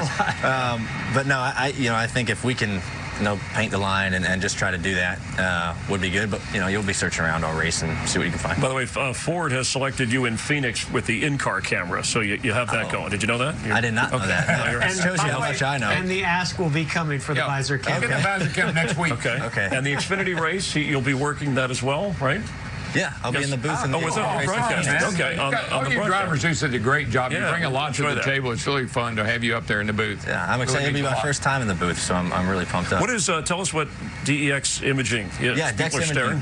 It's a new company that is coming to the Penske Group. They're going to be on our car for 3 or 4 races this year. So they're a great technology company that pretty much at the end of the day makes copiers pretty much. Okay. And they've been with the Burton family for a really long time, and we got to know them in the off season, and I visited their headquarters down in Florida, and they're just great people. They're a family-owned business, and really excited to have them in the Cup Series and with the Penske Group. So you got the win at Pocono last year, which was a great victory. I mean, beat one of the best, Kevin Harvick. So when you look over the next, let's say, 5-10 tracks, which one do you think stands out as your best opportunity to get back to victory lane? I think we always run really well at Vegas. I'm excited to get back there next week. That's coming soon. Yeah. I'm excited to get there. Texas, I feel like we always run very well at. So the mile-and-a-half stuff I'm looking forward to, but at the same time, I'm looking forward to going to short tracks and trying to get better at those. You never just want to be good at one style of racetrack, but Yeah, that was a good time at Pocono last year, and hopefully we can. That was Wood Brothers' 99th win. It was a shame we couldn't get 100 for them, but hopefully they can do that this year. But hopefully we can have a lot more of those in 2018. That was a good time. You know, growing up around, your dad drove in Cup, and you grew up around these racetracks as a kid. What was your favorite racetrack to go to as a kid when you were growing up around the sport? My favorite racetrack was always the Bristol Night Race. I remember going to that one pretty much every single year, and I think as a kid I walked through the tunnel into turn 3 and came up, and it was nighttime, and you see the stands packed and the lights are on and the cars are sparking, and I don't think there's anything cooler than short track racing under the lights, and Bristol is, you know, the short track, and that will always be my favorite race to race in and as to watch as a kid. I will say hi to Roger Penske for us too, right? Yeah, hey, just had a birthday. Watching, yeah, he just had a birthday, and you know, happy late birthday to him. But I'm not sure. I don't think he's here today. We'll give him a birthday present. We'll try to get him a birthday He'll love that. Yeah, I know that. I think driver introductions are coming up, so we'll have to let you go. But thanks for coming in and saying hi. We appreciate it. Thanks for having me. Thanks. All right. We'll be talking with Mike Joy and Larry McReynolds upstairs, where eventually Daryl and Jeff will head to call the Folds of Honor QuickTrip 500. As long as the weather cooperates, we're live in Atlanta. This racetrack has had more 500-mile races than any other, and this will be the 103rd, a slight delay because of rain, but you see the dryers that have been out drying the track, and driver introductions we think are just minutes away. And we're going to head up to Mike Joy and Larry McReynolds in a moment. Larry was spying on us in the Hollywood Hotel, and then that's when he heard Daryl talking. I'm sure that's what, and then he got nervous when we said we were going to go to him. So he called his agent, and he said, you know what, this wasn't in my contract to have to deal with these guys. But he's ready. Let's go up to Mike and Larry live here in Atlanta. We kid because we care. You know that. I was actually on the phone with Jim Cantori getting an update. So, yeah. Well, I know you guessed it on the Weather Channel. I love following journalist Bob Pockris because he has all the details. 11 of the Toyota track drying team, formerly Air Titans, 6 jet dryers, 2 track vacuums, 2 Elgin sweepers, 1 tractor broom blower. That's what's out there to get this track dry. Where it's light gray, it's dry. Where it's dark, it is still damp. You can see them making a lot of progress, and we're told they are now going to thoroughly dry pit road so they can bring the cars out from the garage and proceed very shortly with driver introductions. So I'm optimistic. Now that black, that's not wet. That's where they do the drag racing on Friday nights on pit road. That's all rubber laid down. I'm optimistic. We're not far from getting this race underway. Yeah, I've been optimistic all morning long. I know we got that one little downpour somewhere around 10 o'clock this morning, but the good thing is, Mike, we didn't get any heavy rain for a long period of time. Right. That's what you fear here. Even though they've sealed these cracks, if you get a lot of rain for a long period of time, we get what we call weepers. I don't know if we got enough rain that's going to fight us. Speedway Motorsports Promoter of the Year, Ed Clark, who runs the raceway here, came by a little bit ago, showed us 2 locations where we might expect weepers, which is water seepage out from under the safer barrier or under the concrete wall in the area of the grandstand. There are just a couple of those places where they are a little concerned about. But yeah, no sustained heavy rain, shouldn't be a problem with weepers or water coming up through the asphalt. What is going to be, and I don't want to say a problem, let's call it a concern. Last week at Daytona, we had a lot of gas-only pit stops. We had a lot of 2-tire pit stops, very few 4-tire stops. Here, every time you come to pit road, you're going to want 4 tires, and everything's new this year. You have only 4 crew members who can work on the wall on the car, plus a fueler. The whole game has changed. Yeah, and I think this is where we're going to get really put to the test, Mike, because these teams, including what they start the race on, they have 12 sets of Goodyear tires, and it does not matter if you've only run 8 to 10 laps and that caution comes out, you want to come to pit road for 4 tires. And the other thing, and I think especially with this racetrack being green, with no rubber being down on it, you know you're going to have to be aggressive with adjustments all day long. And that's what a fueler used to do on these pit stops, especially here, because you normally didn't go a full fuel run. So that fueler would make adjustments. So that's a big key as well. But what I'm seeing, Mike, and we saw it throughout Speed Weeks, I think we even saw it in the Xfinity Series race race yesterday where a lot of these Cup crews are pitting these cars. The times are starting to come down. No question, though, this is going to be a real test today. Well, we have a lot of multitasking going on, whether a tire carrier is carrying 2 tires at, what, about 70 pounds apiece, whether a tire changer is carrying his own tire, as Leonard Wood did back in 1975 for the Wood brothers. What each player is doing over the wall is different than it was a year ago. Yeah, and multitasking is definitely what's going on. I was fortunate enough to watch some teams do some practice during the offseason, Mike, and it was amazing. The original jack man, once he jacked the right side of the car, he then would become a tire carrier for the rest of the stop. The rear tire carrier, once he delivered the right rear tire, he then would become the jack man. You see it right there. That's Leonard Wood. That we saw that for years with him carrying his own tire. But, you know, at Daytona, we only had 2 stops in the 16-second bracket, and that was Ryan Newman's 31 team. We only had a dozen 4-tire stops in the 17-second. Yesterday, Kevin Harvick's Cup crew pitted that winning 98 car in the Xfinity Series race. They made 3 pit stops. All of them were in the 15-second bracket. It's going to be about reps. These teams will figure it out. I don't know if we'll ever get back down to 11 or 12 seconds, but they will only continue to get more effective and faster. Make no mistakes. Don't beat yourself, and watch those times come down. We learned a new word yesterday, Harvicking.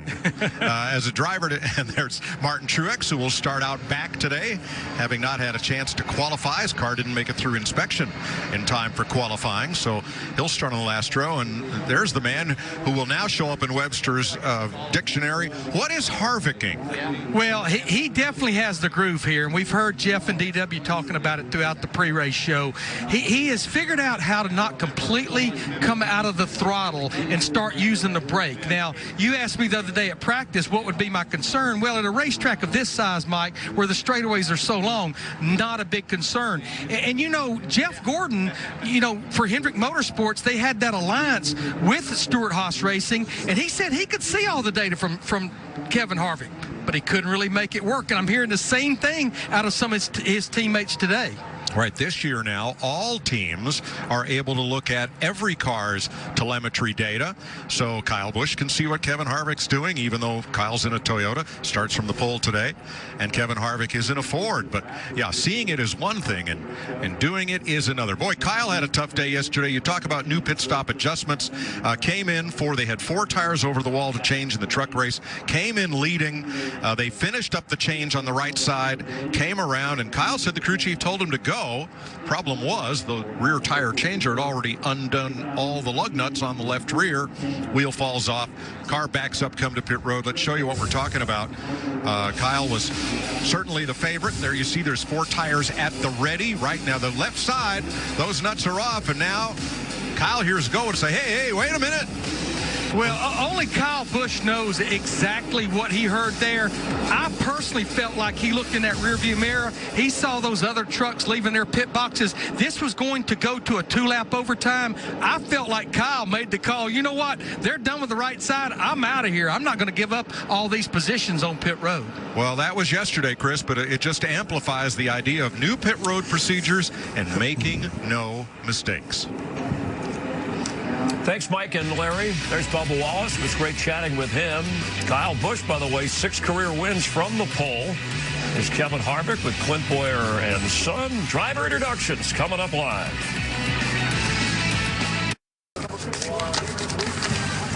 Glad you're staying with us. NASCAR on Fox and the Folds of Honor QuickTrip 500 at Atlanta Motor Speedway.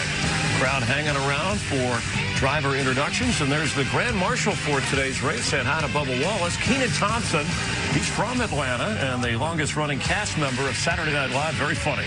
His impressions are outstanding. He does a great Steve Harvey. Let's check in with Michael Waltrip. Hey, I'm going to do a grid walk at driver introductions. Start with Jimmy Johnson. Jimmy, how's your car for today? I'm not going to talk about what happened last week. Yeah, I'm glad last week's behind us. Our car's been decent. Friday we lacked a little bit, but I thought we made it a lot better yesterday. And honestly, we're just learning a lot with our race car. A lot of new things going on for the Chevrolet camp, rules that have changed. So we don't have many data points just yet, but yesterday's practice session went really well. What's the confidence level coming into Atlanta with the new car and the struggles from Daytona? You know, as you know, they're worlds apart, so we hate we lost points or didn't have a shot at winning, the 500.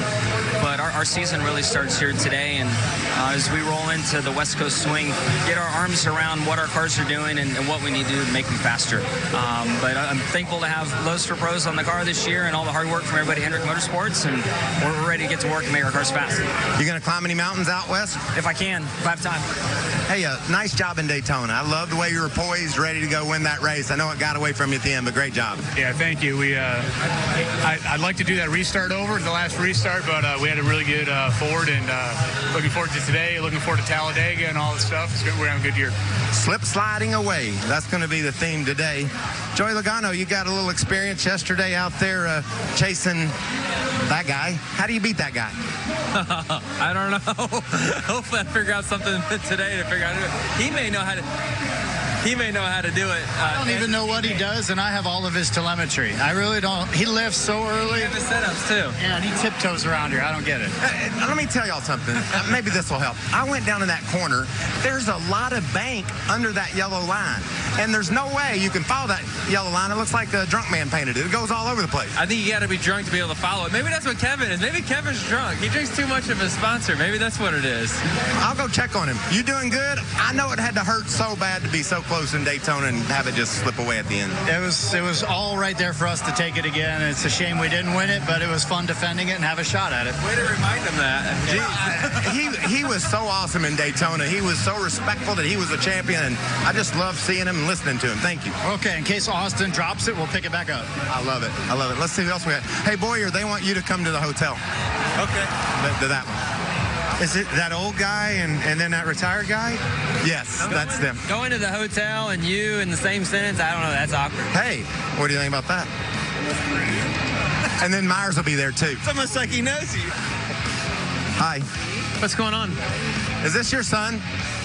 No, but I miss my son, so I figured I'd just hold Clint's. You borrowed him? Yeah, I borrowed him for a little bit. How's your day going, Cash? Good. Yeah? Who's your favorite monster truck? Graded. Mad Scientist. Mad Scientist? I think that's what he said. Mad Scientist? Mad Scientist. Yeah. All right. That is awesome. Did you watch Supercross last night with Daddy? Monster Jam. All right. Hey, everybody tries to be like you. I'm telling him all the secrets right now. Oh. Clint feels like he's in good shape. Hi, Daniel. I know you're sore. You okay? ¿Cómo estás? ¿Bien? ¿Cómo estás? ¿Bien? Bien. Yeah. That's Good. good. Yeah, You're good. doing Bien. Hi, Big E. What up? How are you? Looking forward to you rolling today. Sliding around. 500 miles, right? Love it. Hi, Kyle. Hey, what's up, Mikey? I like your caramel car. It's Snickers almond, by the way. I love your almond car. Thank you very much. I appreciate it. Have fun today. Hey, Kyle, you ready for today? They're picking you as one of the favorites. Are they? That's good. It'll be tough to beat Harvick, but we ran second last year after a mistake by his, so we'll see. Hey, Owen. Owen, can Daddy beat Harvick? Oh, no. Can Daddy beat Harvick? Hey, you think I can beat Harvick? Yeah? Yeah. Go, Daddy, go. Go, Daddy, go. I love it down here. Everybody's so nice to me. When I see y'all regularly, you don't really talk to me that much. Well, we got kids that can relate to you a little bit better. I love it. You all right, Ricky? Denny, everybody good? Wonderful. Ready to go. I like your hat. America. America. Kevin Millar, all those baseball boys, you'll be right in their fan. Hey, man, you doing all right? Yeah, doing good. What's up? Nothing much. You looking forward to today? Yep. You got to win here before. Is the car capable of doing that again this afternoon? Hopefully we made the right adjustments to make it do that. Yes. Okay. That was a very candid, straightforward interview from Denny Hamlin. And Chris, the mood down here is very, very electric. I think the almond, these boys want to go racing. Has taken over. Thank you, Michael. Way to roll with things. How about Ryan Newman with the one-liner of the day? Yeah, but that was nothing to snicker about right there. We were on a roll, Daryl, and then, we go back one. No, hey, we just saw Denny Hamlin, though. Is he maybe one of the best drivers out there currently without a championship among those? I think that's a fair statement. I mean, he's been close. Look at how well he ran at the end of last year. I think that this could be the year that Denny Hamlin and that 11 team get back to a championship contention. And Kyle Larson after Daytona. You know, last year Atlanta, he started a run of 4 straight top 2s, including a win in California. And he's a guy, you know, coming into the year, people thought would contend for a championship. What I'm so looking forward to today from Kyle Larson, we talk about how Harvick's around the bottom on the yellow line. Not this guy. He's up on top, up on the wall. Now, I might say that. He might be right around the bottom today. But he's the guy, he has the skill set in the car. I think that can definitely compete for a lot of wins again this year. But I thought it was interesting that he mentioned last year, the mistake I made last year, because he rode the high line the whole time. At the end of the race, he decided to drive to the bottom, and Keselowski went around him on the high side. And I know that stuck with him. He hadn't forgotten that. Well, something and Darrell, you talked about it earlier in the week. Jimmy Johnson, the 7-time champ, 24 races, and Michael talked to him a few moments ago without a win. So that for him, it ties the worst streak ever where he hasn't come up with a victory. It tells you how great and consistent he's been. But he has won 2 out of the last 3 Atlanta races. So both of you, give me your thoughts on. We never have to worry about him, but he is, you know, off to a slow start. Well, and you know, you could go back to last year. It just wasn't a typical Jimmy Johnson, Chad Knaus 48 team performance. Even though they did win some races, they really struggled and didn't really show. I mean, laps led, that's what I look at, and they were way down. I think, you know, I've seen Jimmy over the offseason because I spent some time with Jimmy, this rejuvenation and this focus. I mean, he's very focused. But they got to have the cars and the team to back that up. He has the ability to do it. We know Chad Knaus has the ability to do it as a crew chief. But they've got to get the performance over there at Hendrick Motorsports up with this new Camaro to go match and compete against Harvick, the 78, and the guys that are battling for the championship. I just think he's in a slump. Every great athlete, every great team, every now and then they get in a slump. Daytona did not help. He went into Daytona, he and Chad did, with a great cars. Yeah, I mean, they had to be pumped up. They got a brand new car. This is going to be our year to get things turned around, and it was disastrous. 3 cars in 3 races. So they're in a bit of a slump, but I tell you what, you know this like I do. When the best come out of those slumps, what do? They usually win a lot of races. And yeah, this is not the momentum that you want to start the season off with or carry into the second race, but to me, what Jimmy Johnson and this team is looking for is performance.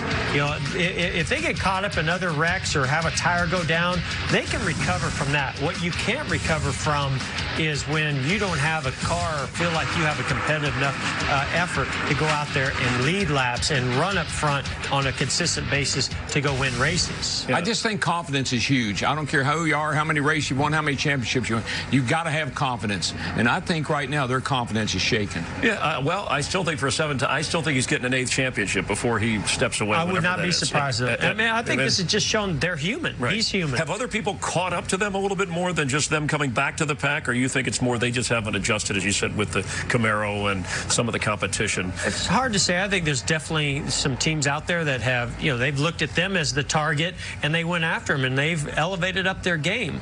It does seem like Hendrick, you know, got a little bit behind over the last, you know, year or so. And so I think there's some restructuring going on there. There's the new car. There's a lot of things that I think are exciting for them to get back to where they once were. I don't mean this in a bad way, but the older you get, the harder it gets. Why? Just wear and tear?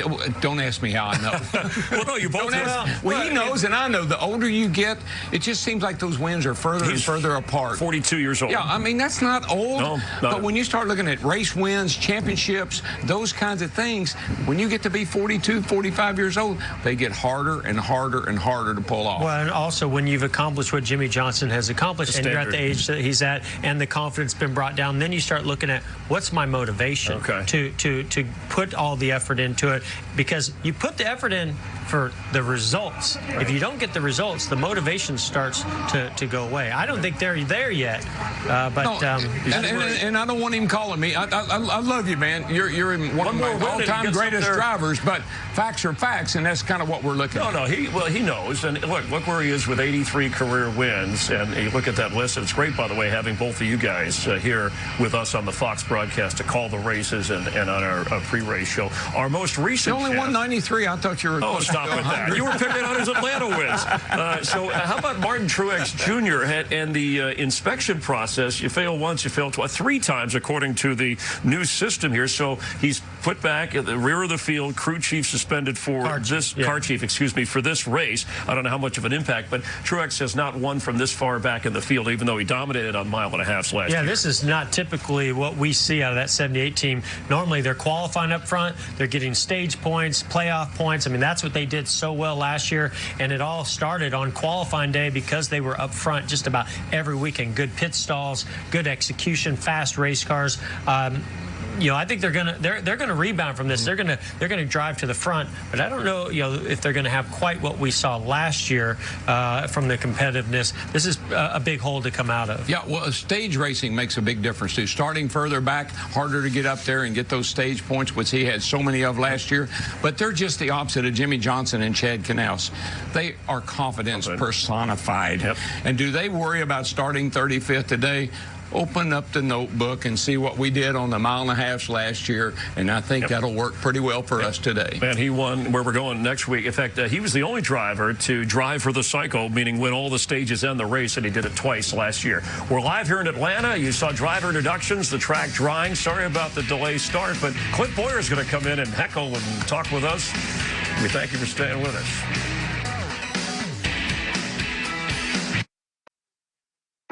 Race Hub is running on all cylinders. Fresh off the track, A.J. Allmendinger, Joey Logano, and David Reagan drop by to recap the action from Atlanta.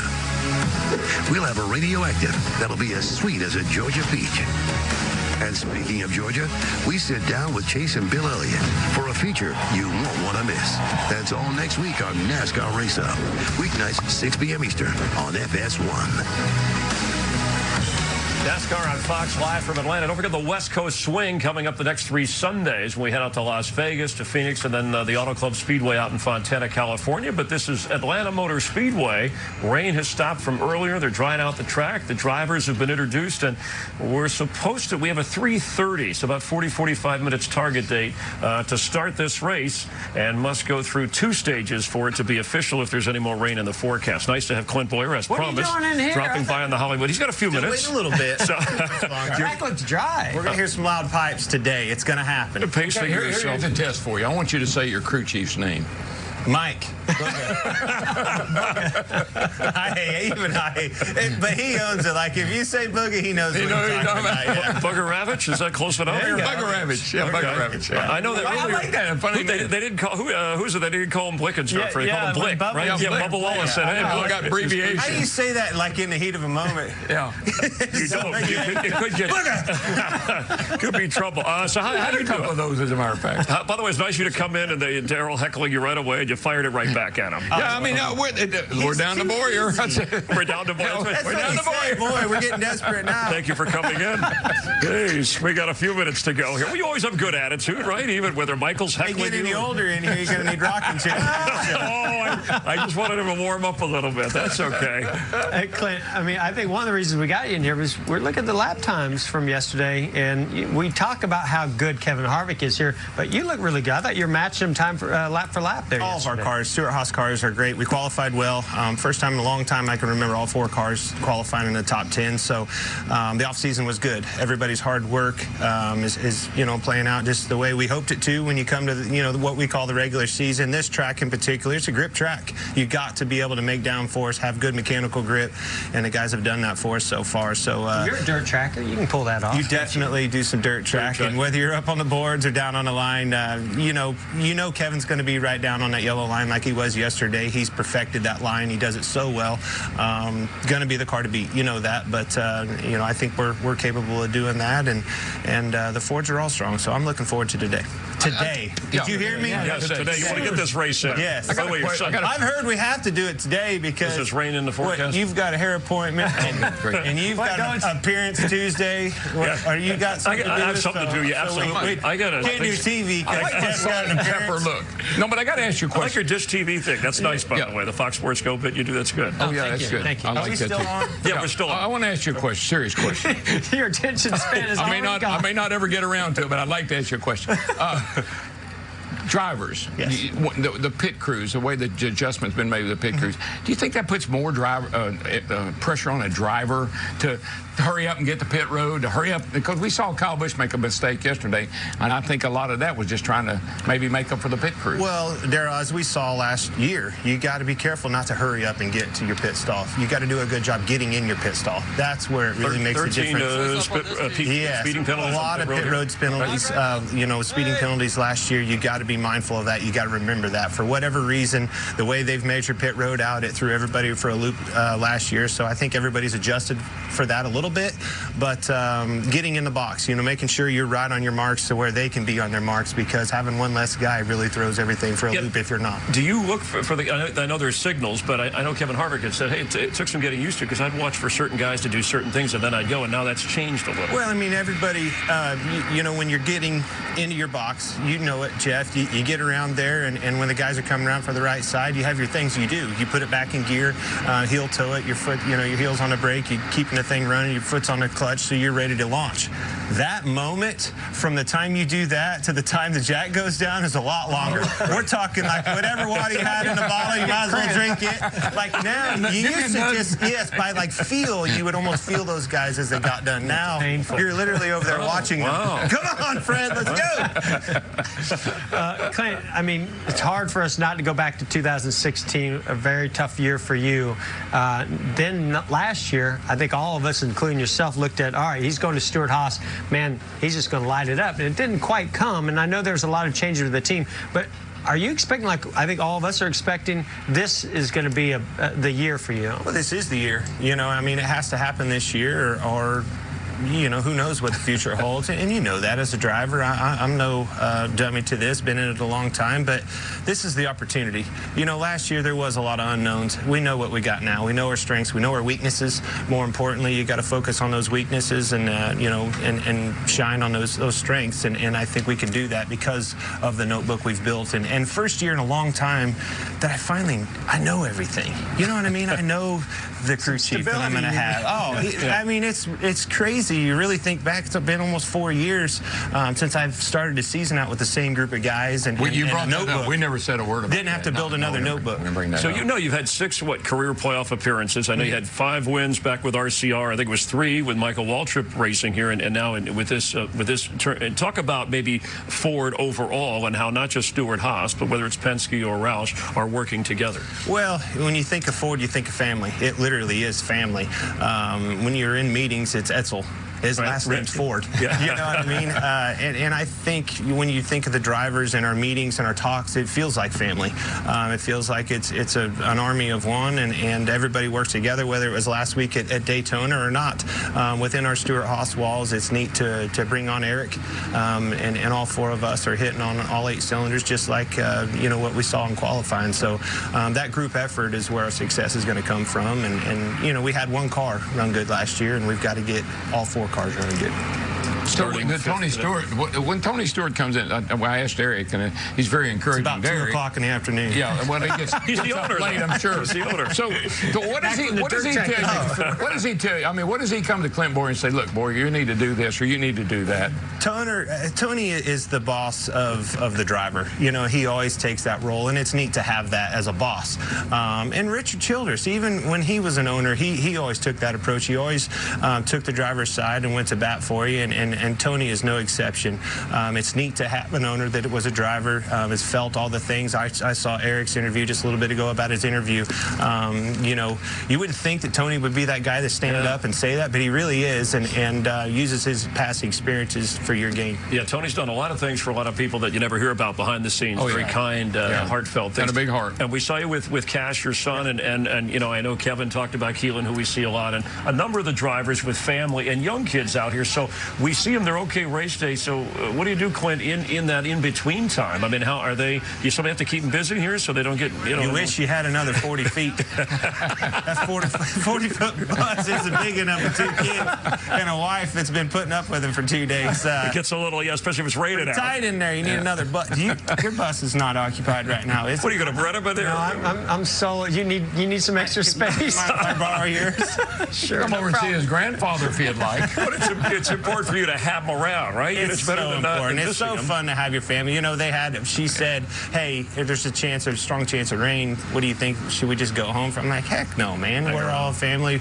We're doing this as family, just the way it was when I was a kid growing up racing motorcycles. We've always been in a motorhome chasing this dream of racing, and it still is that way today.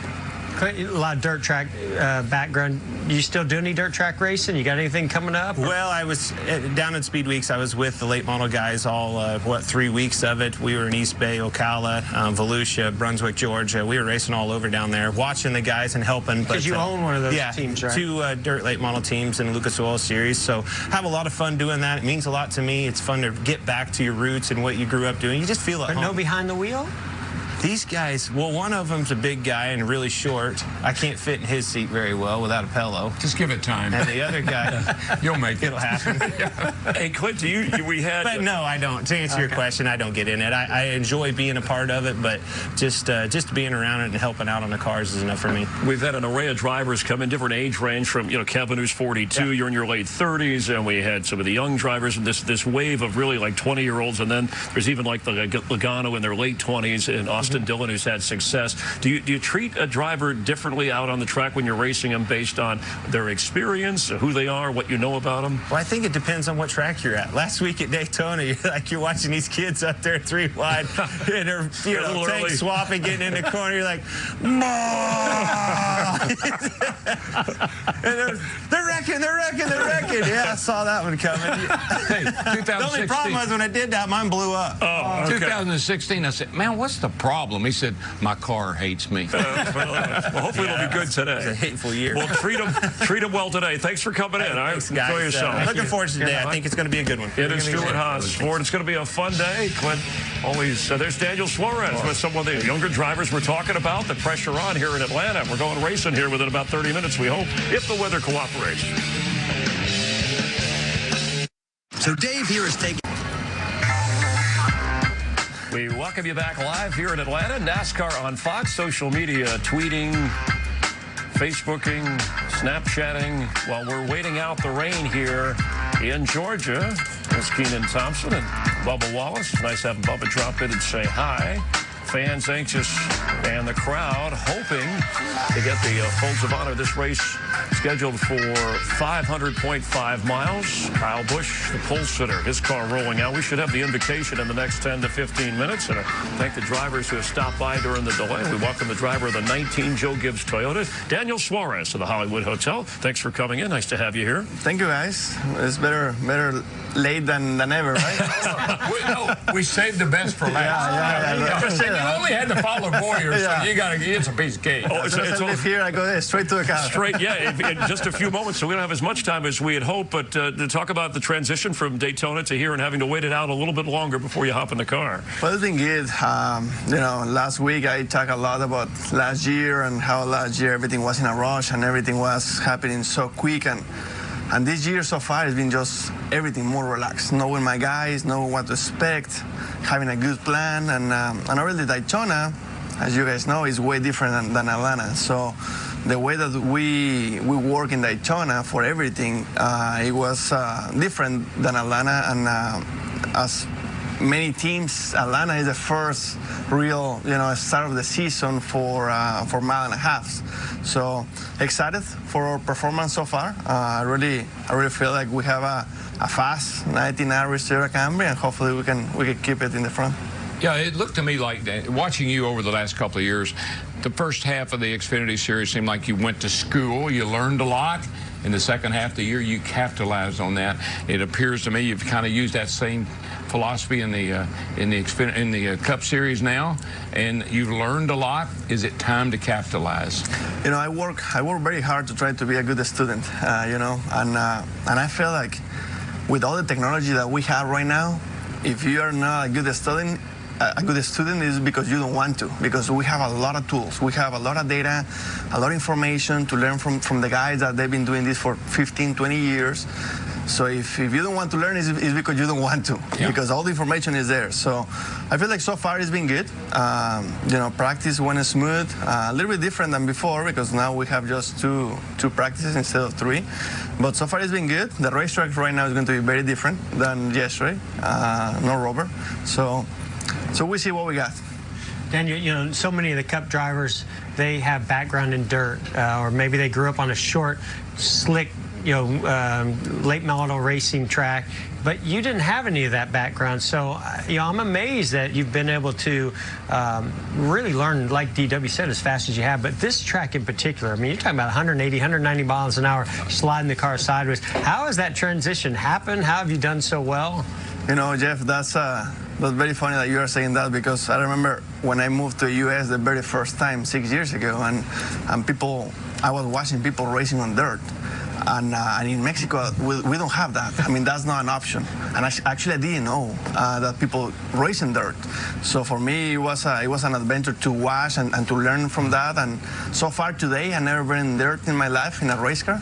But that's in my list of good things in the future. So hopefully one day I can get that one done. When you're ready, you might be able to even talk me into getting back on dirt if you're going to do it. I might do it with you. Yeah, you mentioned from Mexico. So you're the first foreign-born national champion in a national touring series in NASCAR when you won the Xfinity Series. Do you feel a little more responsibility carrying that forward in the Cup Series?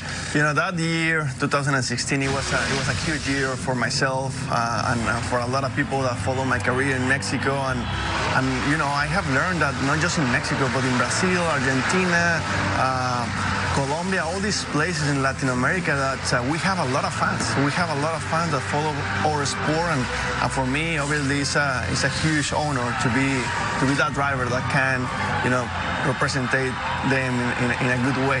Well, at least I try in a good way. So it's been an amazing journey. I've been honestly having a blast so far, and I know that it's just the beginning. Hopefully we can keep it up.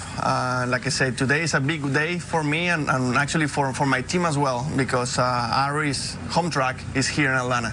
So the headquarters, a lot of people, the CEO, everyone from Aris is here, and hopefully we can put a good show for them. Our guys in the booth, we compile their predictions, their thoughts, their picks, because they're experts. They tell us that anyway. And Bernie, we call it, they list who they think is going to win, and you're a driver on the hit list when they put all their information together and they think who might win and the computer there, and they have you at least on the hit list. So that's encouraging. Top 10, brother. Top 10. That's not bad. Yeah, not bad. Not bad. I know you're hoping to move up Bernie's list. We have to make a little war, but we get there, I'm sure. All right, well, thank you very much for stopping by. Good luck. I know that you guys are going to be in the car in a few moments and hopefully get out there and race and a good 500-plus miles. Sounds good to me. All right, have fun, guys. Thank you. Thank you. All right, Daniel Suarez with us in the Joe Gibbs Toyota, and I guess, Jeff Darrell, you got to go, too. Gotta go. What, you sure you don't want to talk a little bit more? Look how quickly they're getting out of here. They can't pack up their nose fast enough. The fans are anxious to go racing. I can't believe we survived the rain so far. Hang in there.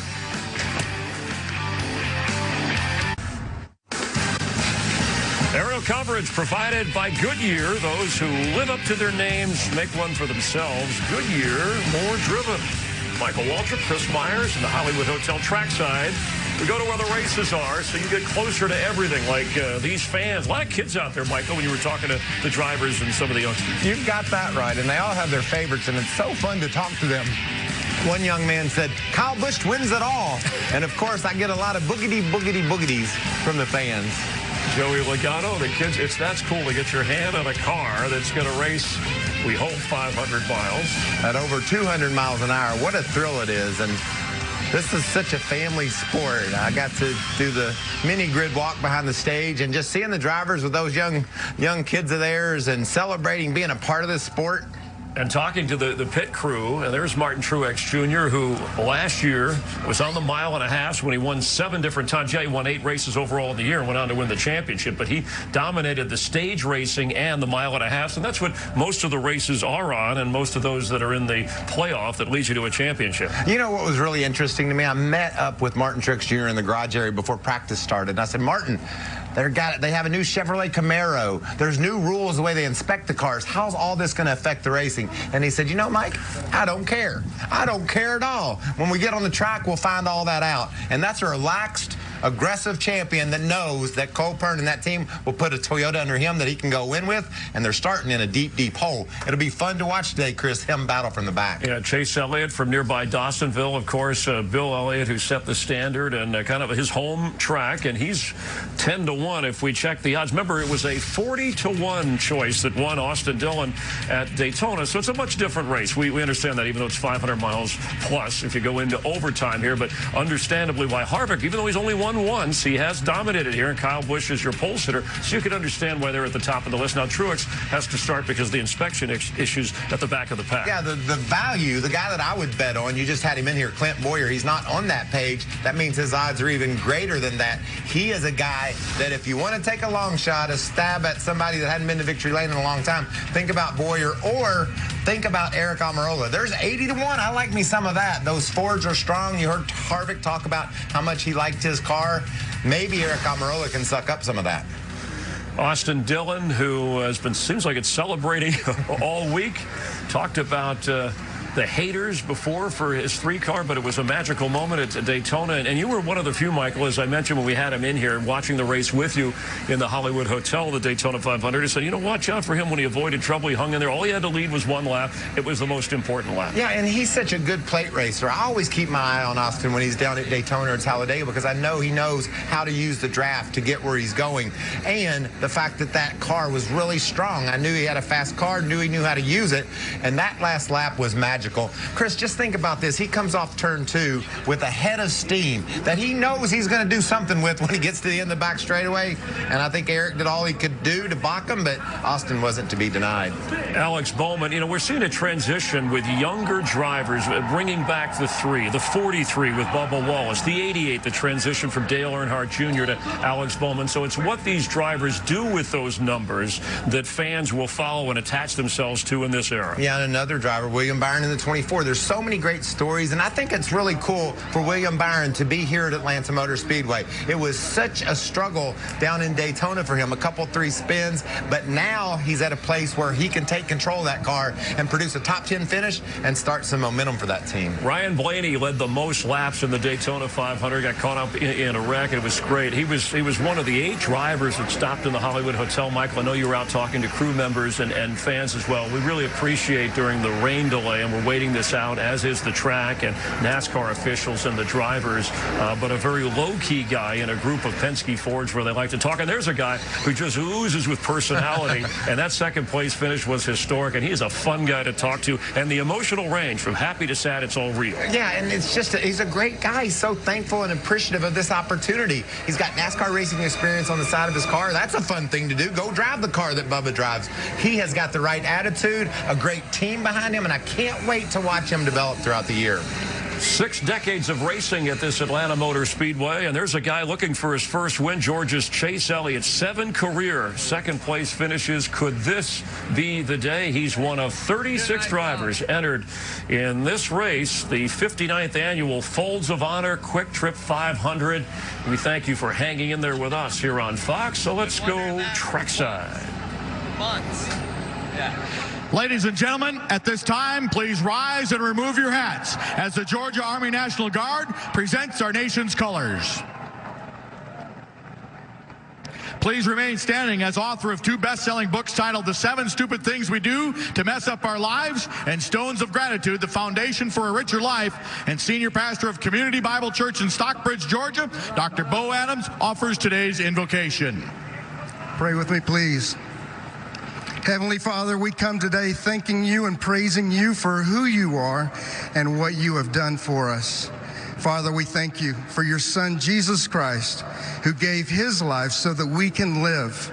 Father, if there is anybody here today who does not know your Son, my prayer is that they would call out to him right now, asking him into their hearts for the forgiveness of their sins so they can know for sure they're going to heaven when they die. Father, today we say special thanks to you for those men and women of our armed forces who sacrifice and serve so much, so often to defend the freedoms that we love. The freedom to come together, to worship, to praise you without fear of persecution. The freedom to join with friends and family at a race like today and celebrate. Father, today we also want to pray a special prayer for the family of Officer Chase Maddox, who recently lost his life serving in the line of duty. Father, we ask that you will comfort his family, that you will give them the peace that passes all understanding, your peace. Father, help us today to honor his memory here at this race. And finally, Father, we ask that you will call this nation back to you, that we will turn our faces to you once again, come humbly before you and seek your face. And Father, as a result, you would heal this land, that you would bless this nation once again. Father, give us a wonderful day today at this race. Keep us all safe. In Jesus' name we pray. Amen. Here today to honor America with their performance of our national anthem, please welcome once again Ernie Haas and Signature Sound.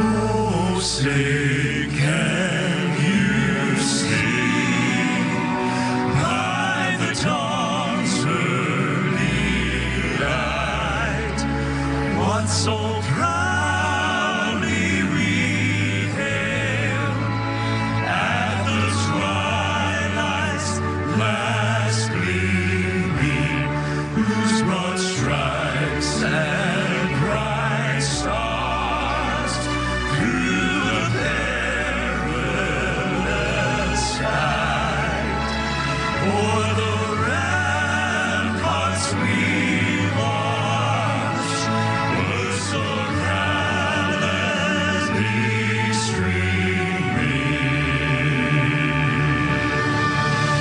and the rocket's red glare, the bombs bursting in air, gave proof through the night that our flag was still there. Oh, say does that star-spangled banner yet wave o'er the lands of the free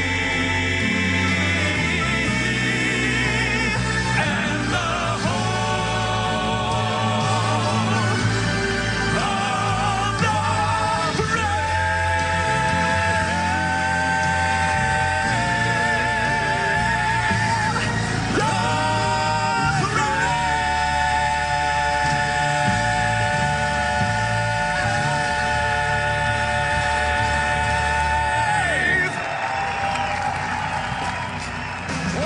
the Next February, the Super Bowl will be in Atlanta. Today, the Super Drivers of NASCAR. After a weather delay, we're ready to roll in Atlanta.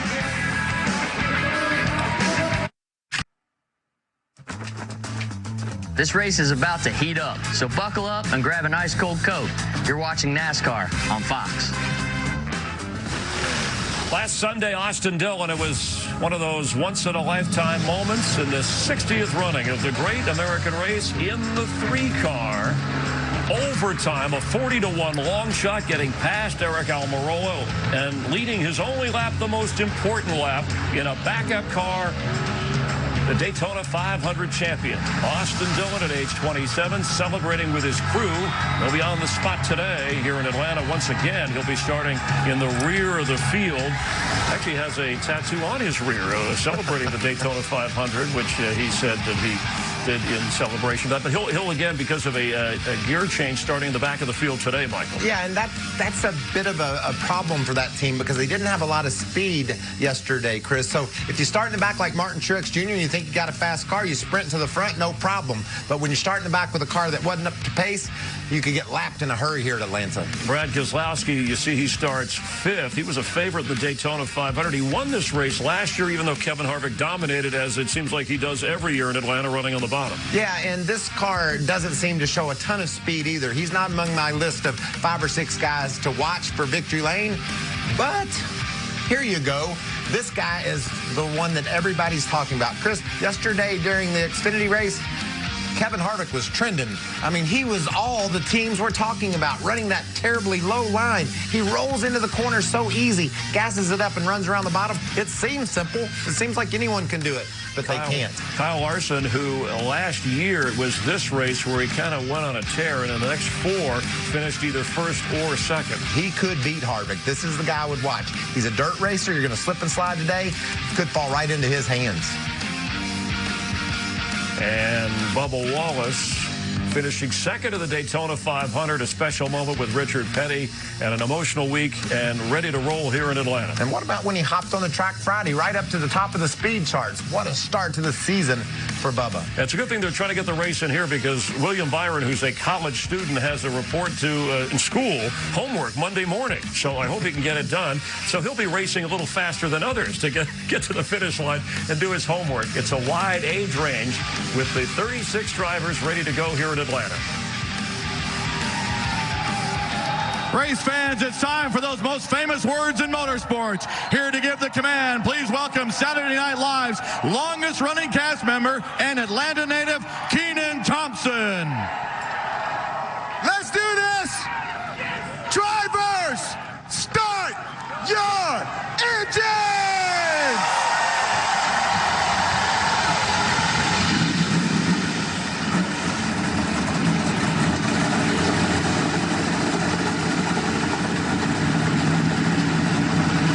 To hear the engines fire, let's head up to the broadcast booth and Mike Joy. Thank you, Chris. Among the stories we'll be watching today, Daytona 500 winner Austin Dillon. Ryan Blaney had a great week in Daytona. He's our point leader. Martin Truex will start out back. Harvicking, that's what a lot of drivers will be trying to do today. And Kyle Busch has won his first Cup pole at Atlanta Motor Speedway this week. Today is going to be an exercise in resource management. The fall off is the drop off in speeds due to rapid tire wear. Darrell, how do you manage that? Well, they call it give up. But here's what I don't want to have happen. Driver, don't you give up on me, because you're racing the field. Your car may be terrible, but it's better than everybody else's, and that's all you got to worry about. Jeff, how about managing restarts and getting onto pit road here? Yeah, we talk about how fast this racetrack is, but it's the slow sections that are going to be really tough to manage. Coming up on those restarts, rolling up there at a slow pace, trying to put 800 horsepower down to the rear tires, extremely challenging. A lot of wheel spin. Coming to pit road, the tires are worn out. All that fall off, how do you carry all that speed to pit road? Easy to lock up, lose control, and overshoot the pit entry. And Larry McReynolds, how are you going to manage 10 or more 4-tire changes today? Yeah, this is a long race, and you're probably going to make a minimum of 10 trips to pit road, and every time you come there, it's going to be for 4 fresh tires. Think about this, only the 2nd race of 2018 with the new pit crew rules going from 6 to 5, really 4 crew members and a fueler, and these teams are adapting. They're gaining on it. But, Mike, I can almost promise you, pit road will be a difference maker today. Yes, this will be the first true test of the new pit road procedures for 2018. Well, the skies aren't so much clearing, but the track is dry. And finally, we are ready to race at Atlanta Motor Speedway.